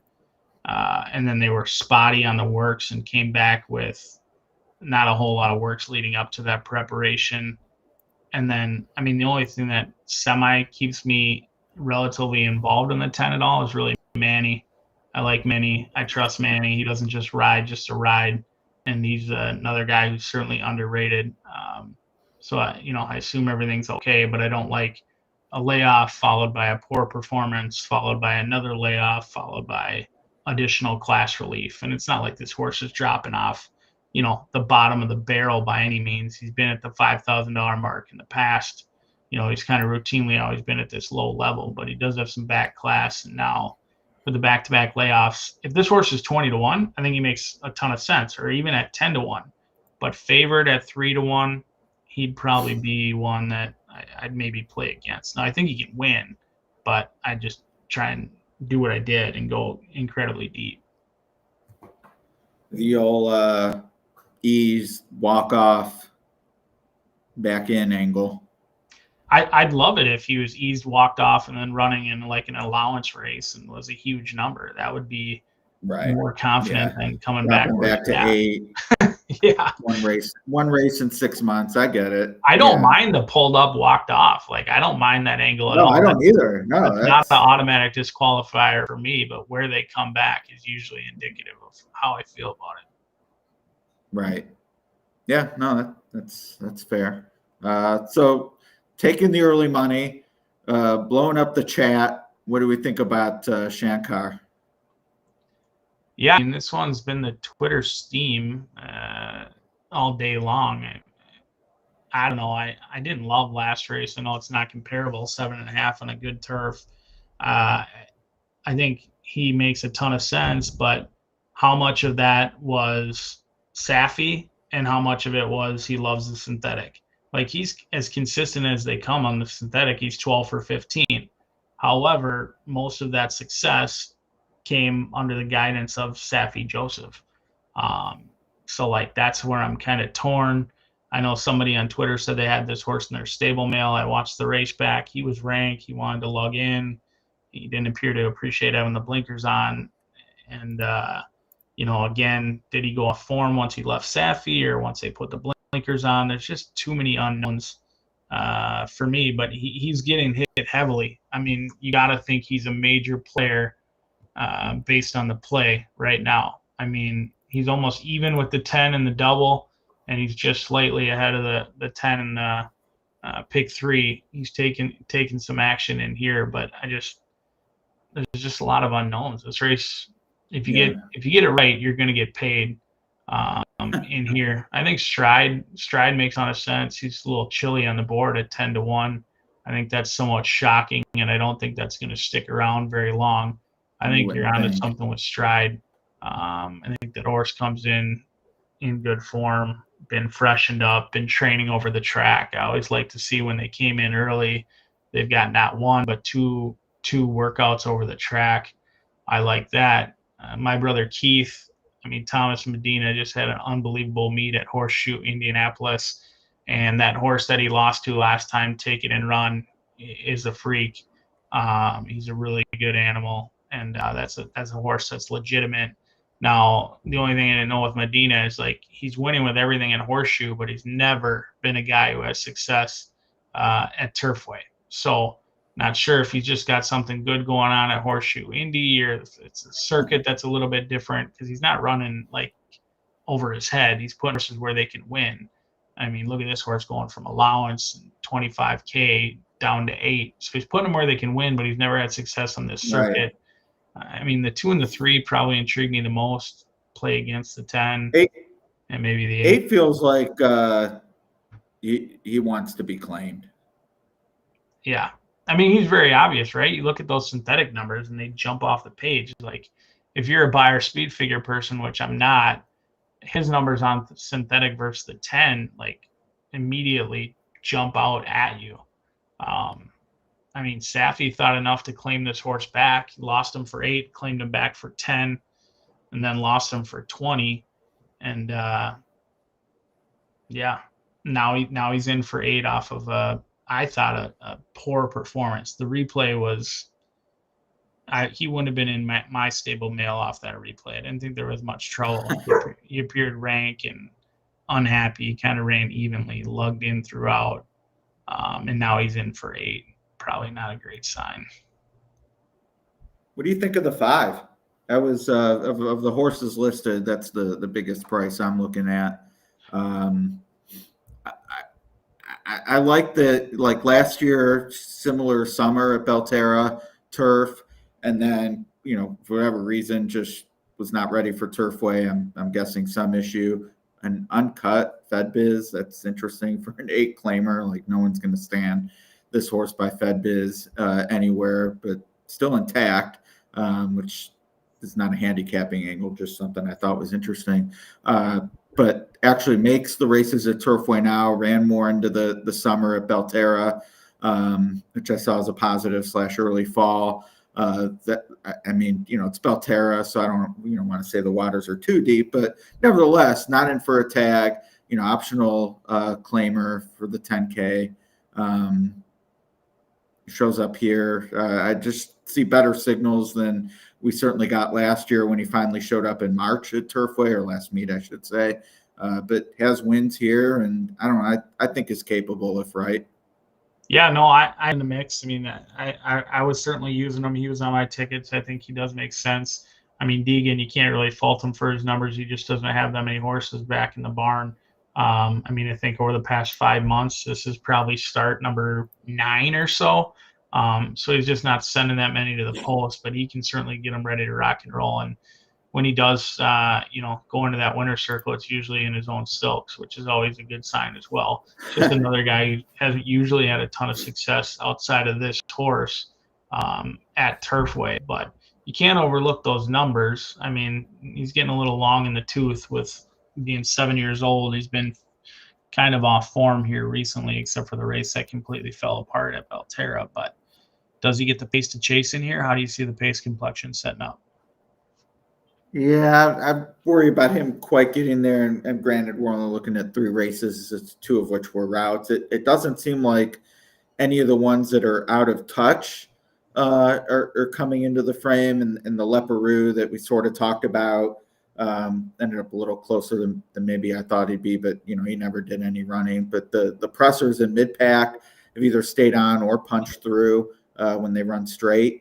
So I worry about how much will he have left to do. But as I said, I do think with Day Tripper, who's on the inside, and then Noah's Ark on the outside, like I figure those are the 2 that are likely to go.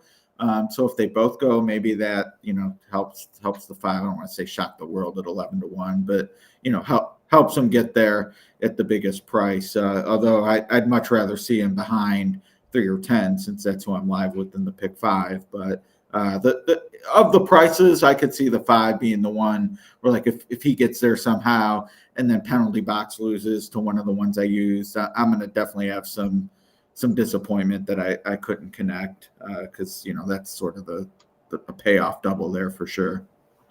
Yeah, and this race is truly wide open. I think my opinion would be to maybe try and beat the 8 and the 10. I do recognize that I had both the 8 and the 10 on my defunct pick 5 ticket, but trying to beat him with a horse like the 2 or the 3, I think Stride being a huge overlay. This may be a horse that was played a little bit more heavily in horizontals than he's being currently played in the wind pool.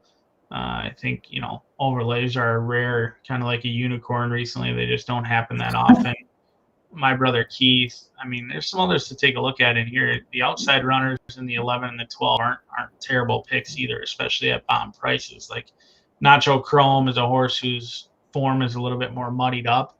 I think you draw a line through those dirt races, and his efforts on turf are not bad over at Horseshoe. I mean, I know that Boitano race in which he was closing late. He was wide throughout. He never got a ground-saving trip, and he closed up fastest of all. And then he was wide again last time. And Lauer, when he wins, it's usually when you least expect it. And then Noah's Ark could be any sort. I mean, I didn't know what to do with the 12. He comes in fresh, hasn't been seen since. Churchill, for a trainer I'm not familiar with, but the horse has won 4 times, and all 4 times were on synthetic. So I didn't really know what to do with those 2 bombers on the outside, like the 11 and the 12. Yeah, 12. I mean, if the one ends up not firing at all, I mean, I see Machado certainly as a positive. He gets back on after being on last time and the drop, and can work. Maybe he's on the front, maybe he's right there, depending on what happens. So I guess Stride can go too. I mean, I didn't mention that because in my head, I'm hoping that he sort of gets the tuck trip behind the horses who do go. But I mean, if things play out and Julio Felix sees that he can maybe be on the lead and nurse it along, that's in play too, I suppose. Does HRN have a translate feature for the chat so I can start to respond to all these comments? I need the translate feature.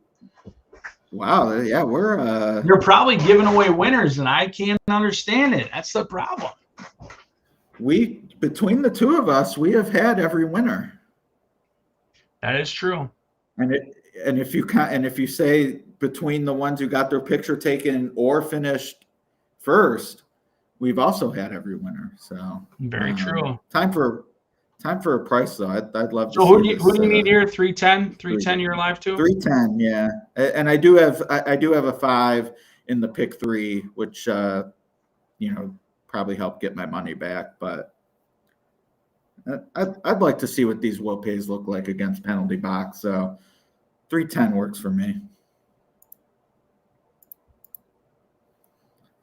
Sound would work for us too. Is almost ready to go here. Ready for tonight's 20-cent single 6 jackpot. And there they go. Awkward beginning, Noah's Ark. Slow start for Sant'Antimo. Swift start, Shankar straight to the front. Start. 8 trippers up close with Stride and leave it to Kitten. My brother guess they knew on the 8. In the 5th position after him is Juanita's Express. Which he figured. Go to Nacho Chrome. I didn't think he'd be on the lead though. Outside. After Noah's Ark. I think they're going the fast. Inside their races Rocket Hot Shot, Secession Gold they're towards going the tail a of the field. clip. He races with Sant'Antimo. With the lead, Shankar, Day Tripper applies pressure. Stride. I mean, the thing with Turfway that amazes me is 4 lengths to my brother. And this is anecdotal, but it seems like when they're dueling, regardless of fractions, it takes more out of them than even, if someone's winging it on the front end, they can go on with it a little easier, but it's anecdotal. I don't know. I mean, the fact that Stride never took any money here has me a little concerned, but increase his intensity from the outside. Third last, and Secession Gold tries to quicken in with him.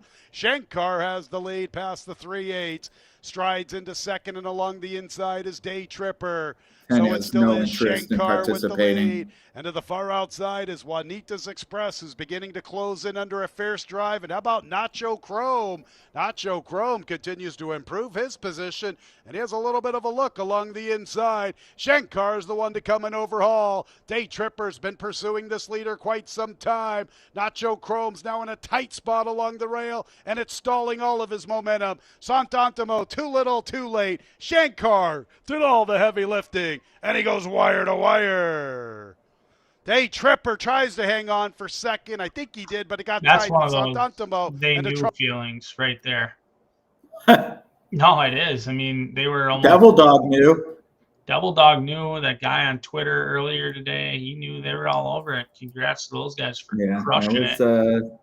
Time form hat on top. There was a guy who had that horse in his stable mail with no notes off the replay. That's right. Now I remember. He I knew. thought he's on here. Is that the guy you're sending Tex-Mex to?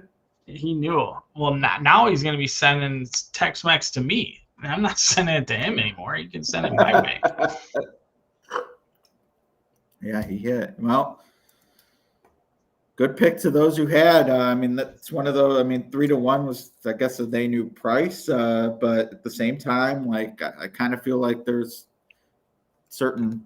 And I paused the video. Sorry about that.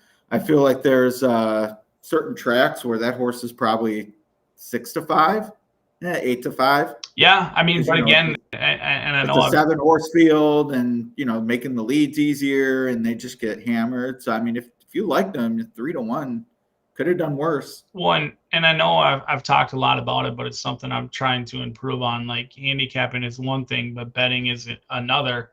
And there's a lot of negativity surrounding CAW play, but there's ways to monitor their action, and kind of follow along. And I think this has been another prime example in this race. You look at the pick 3 Will Pays. The 10 was 21.77, and then second was 29.92, and then it jumps up from there into the 40s. So again, like, it did point you in the right direction. Is it always right? No. It certainly wasn't right with that 12 horse in race number 2, but like, it can point you in the right direction and kind of give you an idea of maybe who's going to take the late money, who's not.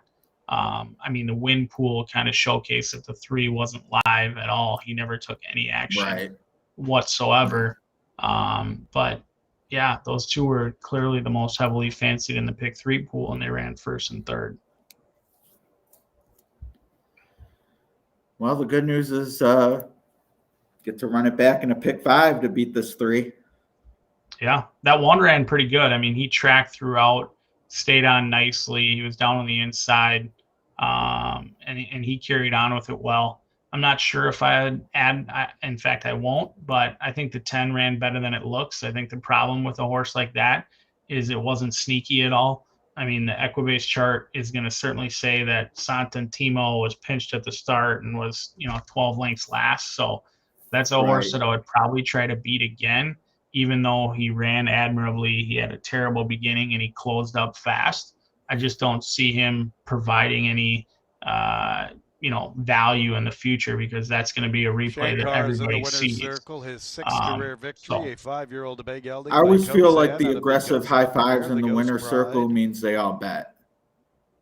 Owned by DNG Bless Stable. Right. Yeah, they're pumped. That guy's Jack. Yeah, you're not that excited about. I mean, the purse is great, but anybody who's smiling in that weather right there had to make money. And that's coming from a guy who lives in Minnesota. Yeah, Day Tripper was the one. I do wonder, because the 12 broke bad too, and he was one of the ones I figured might be on the lead. So I do wonder if he's, another horse pressing on the outside, and the 10 probably still would have needed a better break, but maybe I get there. I don't know. And I'm live to beat penalty box, but oh well. If you are live, good luck, because you should get a little bit of a boost, I guess. What do you think is going to be the lowest payout? What do you think penalty box is paying? The penalty box is going to be, I'm going to say 160. I was going to say 216. Okay. And I will say 216. I will say it.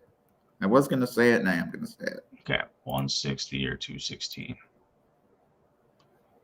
The answer is forthcoming.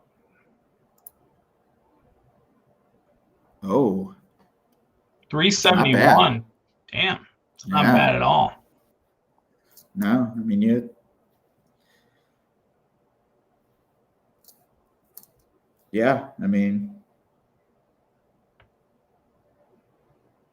considering the 6 is less than double that.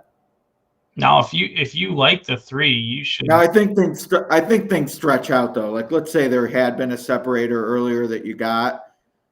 then the 3's probably, let's say 6 or 7, but then everything else is over 2,000. I mean, this horse is 2 to 5, and there's no indication that he's going off at 2 to 5, at least from what I'm looking at. Yeah, let's see what Bet Mix tells me. So the imputed double odds are 7 to 5, and the imputed pick 3 is 9 to 5. Yeah, could be looking at one of those horses that early money. I'm going to try to beat for sure. So did you already handicap the final 4, 6, 7, 8, and 9? Oh yeah. Yeah, we'll be playing this pick 5 to send us out. I don't know how you're getting all these wagers in while talking so eloquently with it's saving it, and I would say it's saved me some money. I mean, normally I probably would have pressed a few of these and just don't have the time to, or not. Yeah, I'm not focused on it enough to feel comfortable, like, you know, hitting them multiple times or anything. So now if the 3 or 10 had won the last, then I'd be saying, oh yeah, I could be live to a, you know, maybe a pick 3 multiple or something like that. But yeah, it's tough. I mean, how do you play when you're on air? Yeah. Man, otherwise it feels like work. Otherwise it feels like work. I mean, yeah, no, I enjoy playing. I play every day. Otherwise it doesn't feel like a hobby or something I enjoy. Then it just feels like, you know, a job. Yeah. I look every day. Sometimes, like on Sunday, just depending on what the slate is, like, because I'm not a New York or California player, like on a day-to-day basis. So, like this time of year, especially, no Turfway, no fairgrounds on Sunday. You know, if there's a carryover, I'll certainly pop in. But a lot of times, like Sunday will be the day, like review stuff or, you know. Yeah, no, I probably play New York. I probably play New York the most. I like playing every day at certain circuits. So it's getting a little bit harder as the kids get older and coaching them in hockey and things like that. But I used to play every day of the championship meet. I'm really not a huge synthetic guy. I don't really have any issues against it. I just find it somewhat challenging. I think there's a lot of horses I really can't make a case for that do win. I've started to transition away from horizontals a little bit more into verticals, but not completely. I still like the allure of betting a little and winning a lot versus the grind of verticals, even though I do know that if it's something I want to do seriously or do eventually, you know, long term, I think verticals are something that I have to get more familiar with in order to keep afloat. But ultimately, like New York, Gulfstream, Oaklawn, I do when I have an opportunity. Like you, Sundays are kind of tough, especially during the NFL season. I like to just kind of relax. But Thursdays, Fridays, Saturdays. Do you do a lot of tournament play as well? I wouldn't say a lot. I mean, I do enjoy them. The one thing, like, I definitely absolutely want to get into the KDBC again. That was a lot of fun playing along on Derby Day. And even though that's like a busy day of work, a busy week, there's so much time between races. Like, and I don't know how, you know, you approach the bigger money tournaments. And I know you actually did well in the BCBC, so you definitely could speak to this. But like, to me, it's almost autopilot. Like you know what you need to do to be in contention. And then once you're in contention, yeah, then you maybe need to massage your play depending on what the scores are and things like that. But, you know, I knew I liked the Mandela filly. I knew I wanted to get to journalism with a chance to win it. And I did. So, like, to me, it was a dream scenario, even though I was working. Like, I didn't need to worry much about the tournament other than follow along and see what the scores are. All that is to say that I would like to qualify because that is cheaper than putting up the 5,000. But with the qualifiers being Saturday, like, those are the ones. If I'm going to be busy with family or, you know, unable to just be in real time and follow along, I don't want to play. You know, I'm not pick and praying ever a live money cash tournament. So I have to pick my spot. So I do wish I could play a little more than I'm able, but plan to get involved on the Derby Trail for sure. Yeah, no, I love the live money contests. I mean, the pick and praise are okay if you're trying to qualify and whatnot.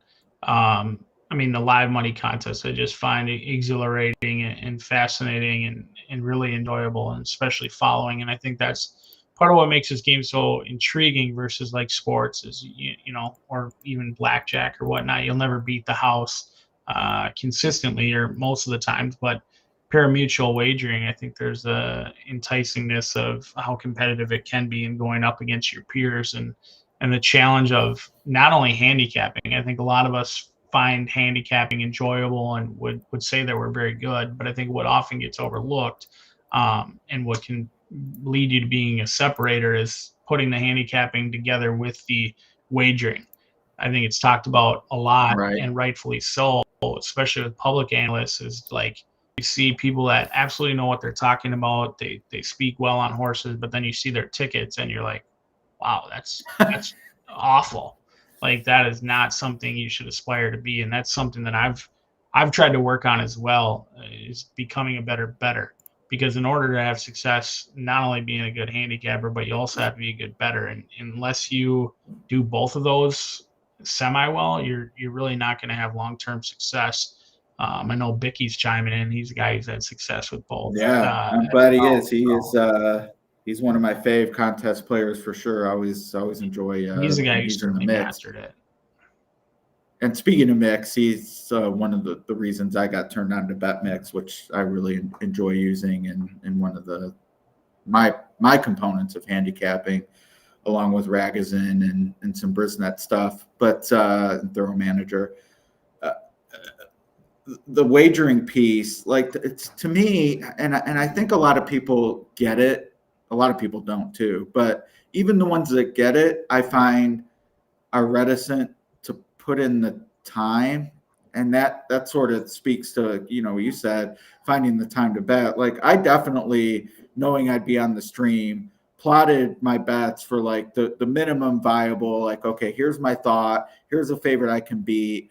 My handle, you know, is when I do this is down from what it would be if, you know, I really liked the race and was betting it and doing stuff vertically, just because I know I'm not able to put in the time to make the smartest wagers.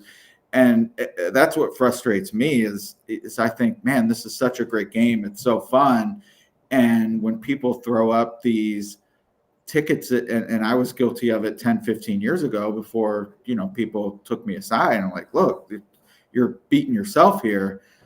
But when you put the time in and you see the results improve, like sometimes it feels like magic. But anyone listening, like put in the time. Do not caveman these tickets. Figure out where your opinion is and hammer it, or figure out where your opinion is against, and just be willing to get beat if those horses win.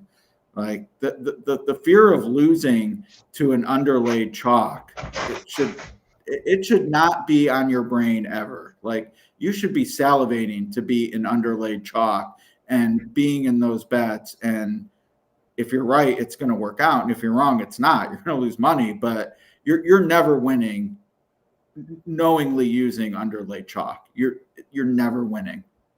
No, I agree. And that's something that I'm still working on as well. Like I put my handicapping up against most, but from a betting perspective, I've got a long ways to go and a lot to learn.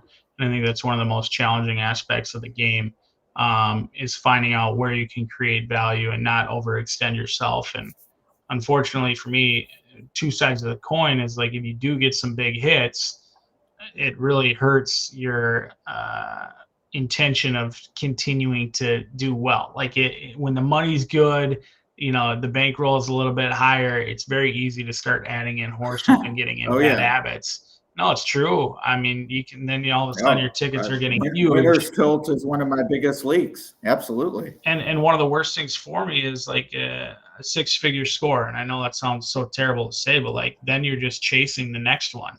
Like you no longer seek that $2,000 hit or that $3,000 hit. It's not enough, and all of a sudden, next thing you know, you're bleeding money left and right. And that's tough too with like I'm new to the tournament world, but kind of fascinated by it, and just don't have as much time as I'd like to do the grind. So the tournaments are kind of what I've been using, and like that can really challenge you as well, because how you look at tournaments and how you view tournaments, trying to find that $10 horse or $12 horse, and then all of a sudden the next thing you know, all your win bets are in that 5 or 6 to 1 range, which some would argue they should be anyways. But sometimes, like this race, I'm trying to beat this 3. It might be stupid in hindsight, but I just don't see there's any value in the 3. So I know it's a long-winded version of saying this game is hard, but that's also what makes it fascinating, right? Like you have to try and navigate both the handicapping as well as the betting, and find ways to make money. Well, speaking of which, my not so patented, I actually did fair odds for this race, which I have here.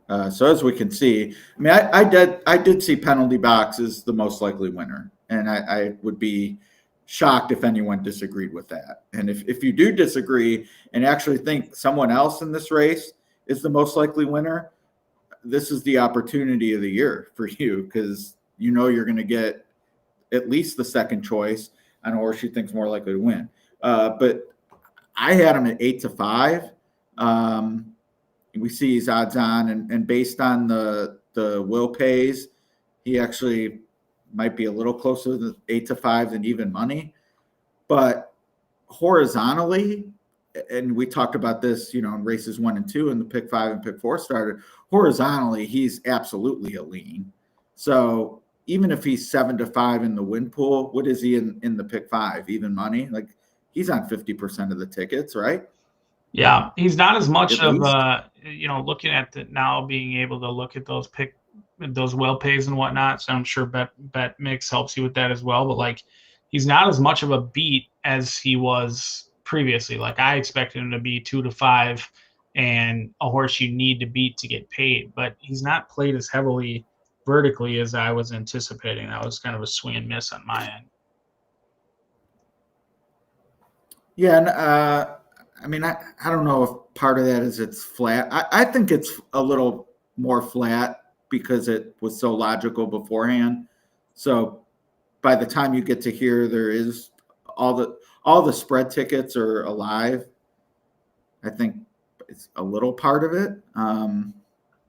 But anyway, anything strike you? I mean, I did have Dawn Dragon as the second most likely winner. The public agrees. I mean, I guess right now, Sound Cause or Money Man are the two. Like if you're just playing against my fair odds, those are the two that I guess offer the most value. But so I did like 5-minute handicapping here. I didn't handicap 6 through 9, and I've kind of done my 5-minute handicapping, and I just want to say another horse I'm playing against that you should maybe consider singling, because this horse has been in my stable mail for a month and a half. And he's just cost me money, is Sinan or whatever, that Brad Cox horse. And I know Cox dominates Turfway. This horse has been in my stable mail since he got an absolutely awful trip back on September 27th. It will not be on the Manny Franco highlight reel.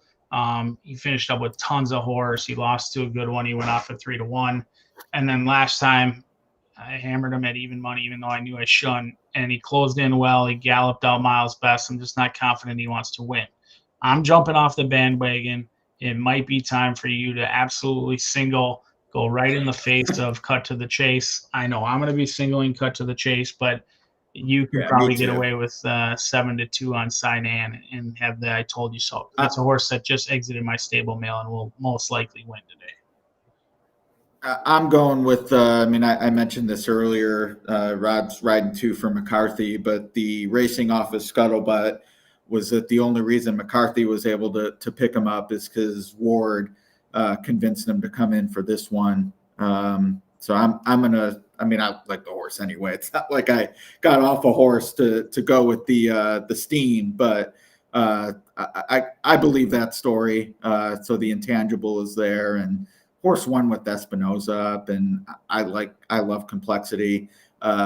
on synthetic, so checks a lot of boxes for me. Now it's going to check all those same boxes for all the bettors too. So it's kind of a good example of, I'm singling him. So definitely want to beat penalty box because people are going to use a rod. They're going to, use those horses together. So cut to the chase is the one I greatly prefer. I didn't feel good about race 7. That's a race that I could be super deep and just not feel super comfortable. I think that's going to be a good race to actually monitor the will pays. I think people are going to be in the know on those. They're all lightly raced horses.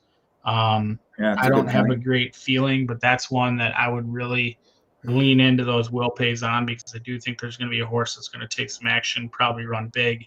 But race 7 makes me uncomfortable, at least what I see on paper for sure. I have Candle's Legacy is a lone age, just the 12-1 had stars in my eyes. Now the bearded. What number is that? Number 9, center field. Number 9. Yeah. Jeff Riggs, the bearded handicapper, I'm not sure if he's on the feed with Megan today, but is going to be doing Turfway as well. He had as his best bet. So when two people, land on a 12-1 as their best bet, you just know you're not getting 12-1 on isolated tops. Phil from Canada noted that in fixed odds wagering, which he has access to as a Canadian, the horse was already bet down to, I believe it was 5-1 on fixed odds. So we're not going to get that price, but all that is to say, I thought the race was open enough for like, okay, I have an opinion. I'll take a stab at 12-1. So maybe it's a pick 3 situation where get to him live singled, and even though we already kind of said the morning line is isn't it like the oldest rule in the book that if the consensus pick on all the analysts is on the same horse, you just like draw a line through that? I thought that was like a commonly known rule. Well, Megan didn't pick her, so I feel like we avoided the unanimous kiss of death. But yes, if you have 3 or more handicappers on a non-favorite, get out. Get out. Those horses don't win. No shot. Yeah. Hopefully no one else comes with, Candle's Legacy is my best bet, because then that would make it. Like together again, I mean, I get it. Like someone has to be the favorite, but I mean, who's playing that horse at 3-1? Not me. No, not me either. Connect Philly synthetic. I mean, Mark Cassie, like, I don't know, hasn't taken money at all, and now is 3-1 against these. Like it's a tough group, but it's not a bad group either. Like there's horses in here that fit as well as she does. If there's a lesson to be learned, all that is to say, you're absolutely right. We'll see what the pick 3 says, and that's probably going to be a nice clue. If there's a lesson to be learned, do exactly the opposite of what I'm doing. 5-minute handicapping, not really paying attention, mostly just looking for action, and then punching in a pick 5 ticket at a track that you never win at. Like, if there's one thing you learned from me today, is don't do what I do. Like, do as I say, not what I do. I spent 5 minutes handicapping huge fields. I do think there's a point where like some of our contemporaries, fellow talking heads, will mention like that they spent, whether it's an hour on a race or 8 hours on a card. I feel like at some point, like either you get what's going on or you don't. Yeah, I mean, you have those days where like you feel really good, and then the 45th minute of handicapping a race is not going to be illuminating. No, I mean, there's some days where I'm like, I have to sit down and I have to play this whole card because I feel strongly about my opinions. And then there's plenty of days where I'm like, nothing really jumped out at me. That was kind of a grind, and we'll see how this goes. But not often enough, not often as I should, do I ever just walk away and say I don't have any strong opinions.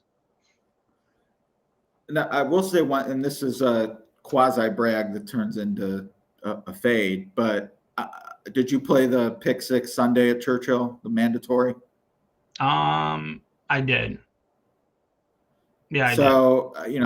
I thought, okay, the first leg, 2 horses look good. Like, is it a 2-horse race? and the board was so obviously saying Cox is going to win this race.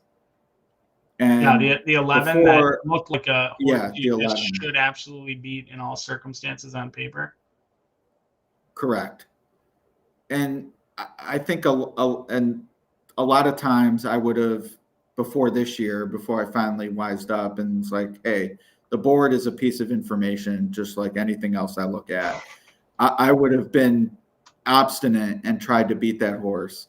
And I just realized, like, this horse is not like this action, like why double up and then be like, oh, I should have singled the horse at 4 to 5. So I did single him and then still missed.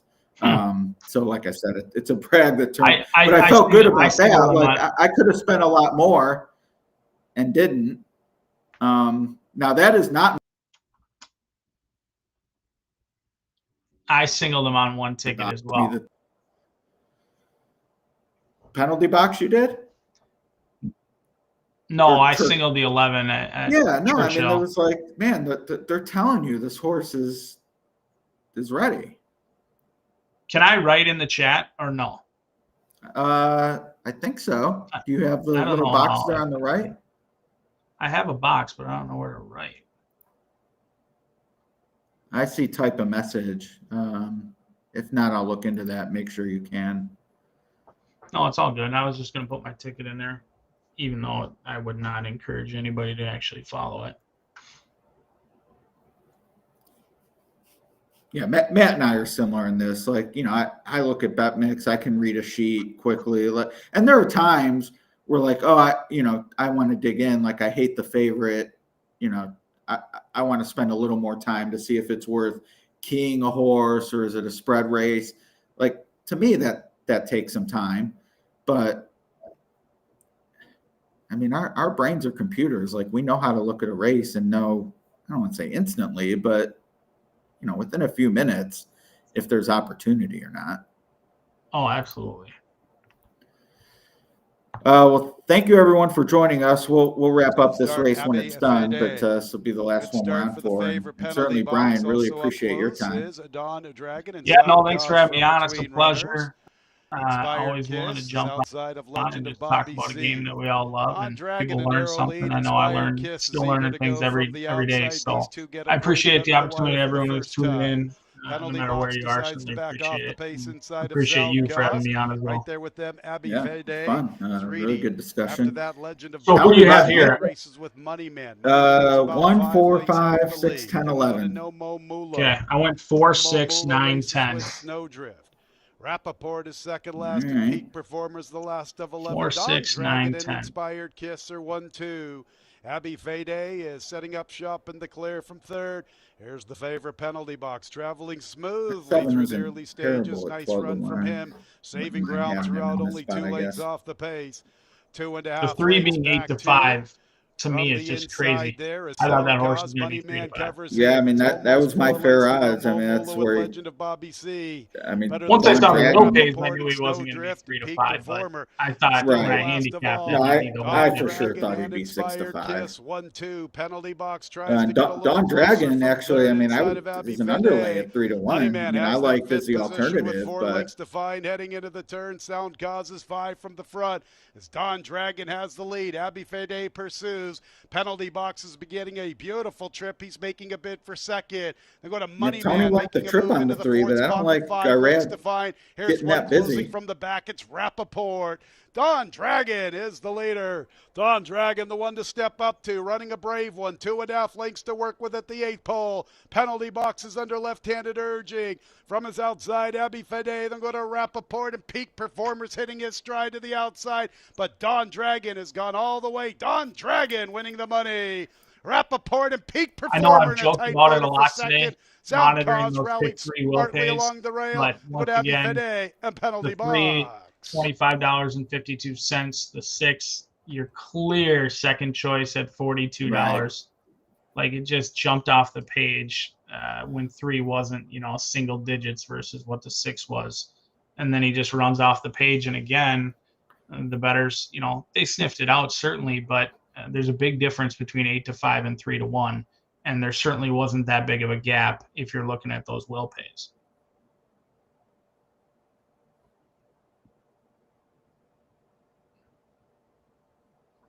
3's a horse you can just never bet. You just can't, regardless of that horse can go to one of those Belchera or always taking Thistle and money. I'm playing against. Well, yeah, he's money burner. I mean, he's just a money burner. It's the third race in a row that he's burned money. And today, if you didn't like him, the fact that Irad shows up and hops on was just, the cherry on top that Irad gets on him, because there's so many out there that overbet Irad. Right. It's nearly impossible. Off the board, too. Yeah. Trifecta should be decent as well, with some reasonable horses underneath. I don't know if Peak Performer got up or Rappaport. The 7 was up there for a little bit, but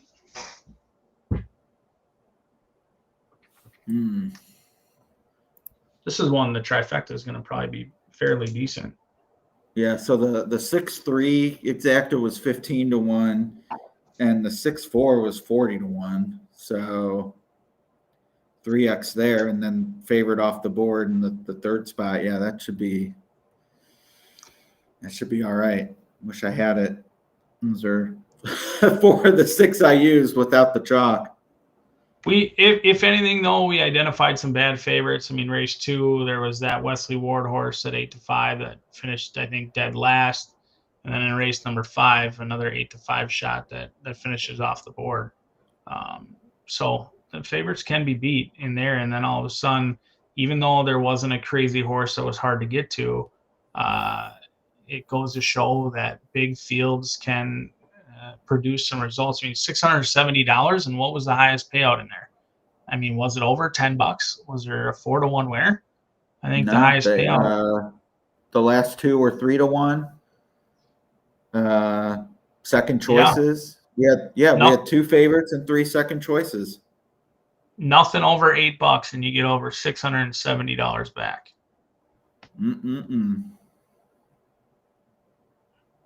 Well, man, that super was in my reach.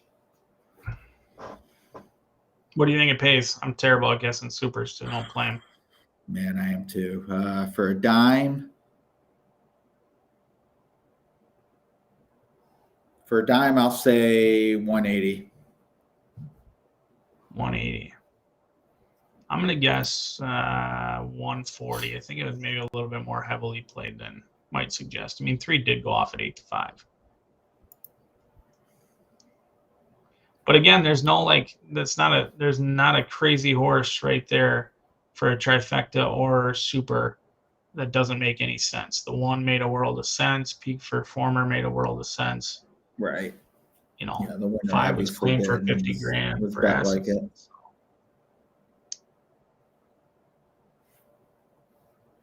That 6 ran a huge race, though, because the 10 folded like a cheap suit. I mean, 10 went right back. It was clear that the 10 was going to put pressure up front, and the 1 was going to come from off the pace. And for 6 to draw away like that was a big, big effort by that 6.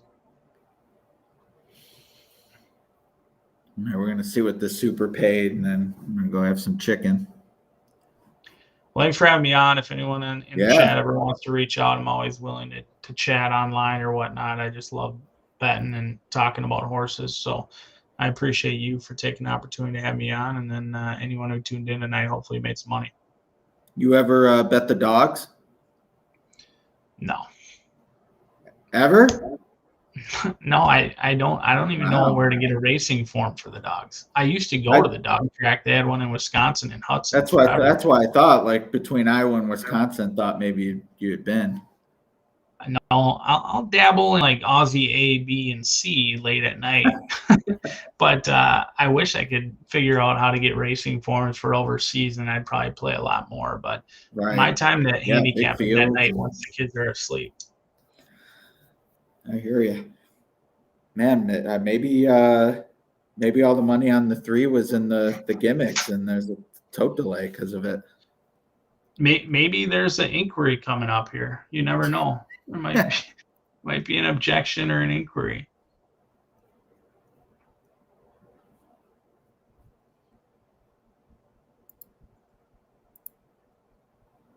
I'm waiting.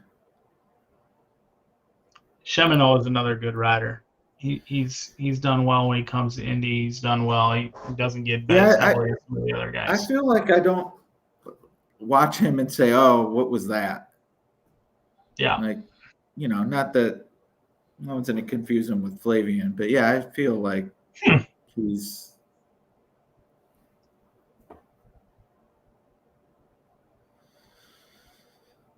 Wow, I was close. $172. You're pretty much spot on. I was close. Spot on. So 842, the highest win payout in that pick 5, and it returns $670, and that would be even beefed up if you hit it because of the 4 out of 5. That's so right. You're bringing home over $700 if you got it right with nothing higher than $8.50. Look at that. They're already asking you when you're doing this again. No. How many views did you have? At our highest, we had 800 people on YouTube. Twitter has some funky analytics. I mean, I like it because it looks good, but I'm not naive enough to know that, I don't think 3,000 people watch this. But YouTube like is Swifty numbers there. Holy cow! YouTube that we were up to 800 is pretty stout. It's pretty sweet. Well, I appreciate you having me on and happy to do it. Yeah, no, I'd love to do it again. Would love to do it again. But yeah, in the meantime, let's you're live, right? I'm live. Yeah. How about you? How do you close out your tickets? Send it to me and send it to everybody so we can all follow along. All right, yeah, let me do that and then we'll sign off.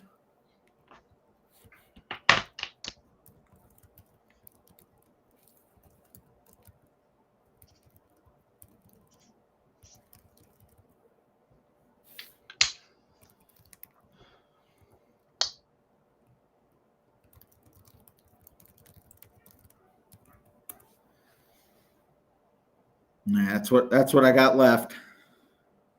Sounds good. I sent you mine in the private chat. Can you throw mine out there as well? Oh, sure. I didn't even know. Oh, look at that. We got some overlap. We got a little bit of overlap. I know Sinan's gonna knock me out. I've already been, DQ'd once earlier today on a single, so I don't like Cyan at all. Not the way the track's playing either. I mean, has anything really closed from off the pace today? No, I don't want to put too much into it. I don't pay attention to it, but I mean, you could. I would even say the third tier. You could maybe be like where the 5 is now, which I mean, he just wasn't better than the 6, but he ended up He ended up 4th.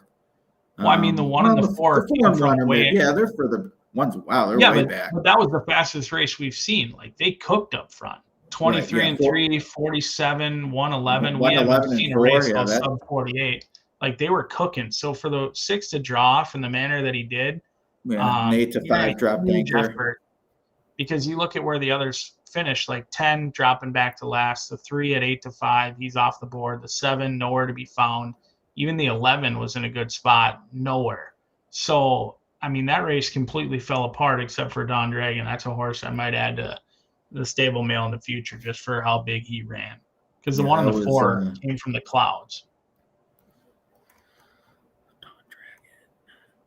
Yeah, that was synthetic debut too. So I mean, I don't know what you feel about that. Like I'm always trepidatious about the horses who need 10F to break their maiden, but I mean clearly he can handle Turfway and the money's good, so maybe one of those play against if they try to get jiggity at Keeneland or Churchill after a solid Turfway season. But man, he looked good today.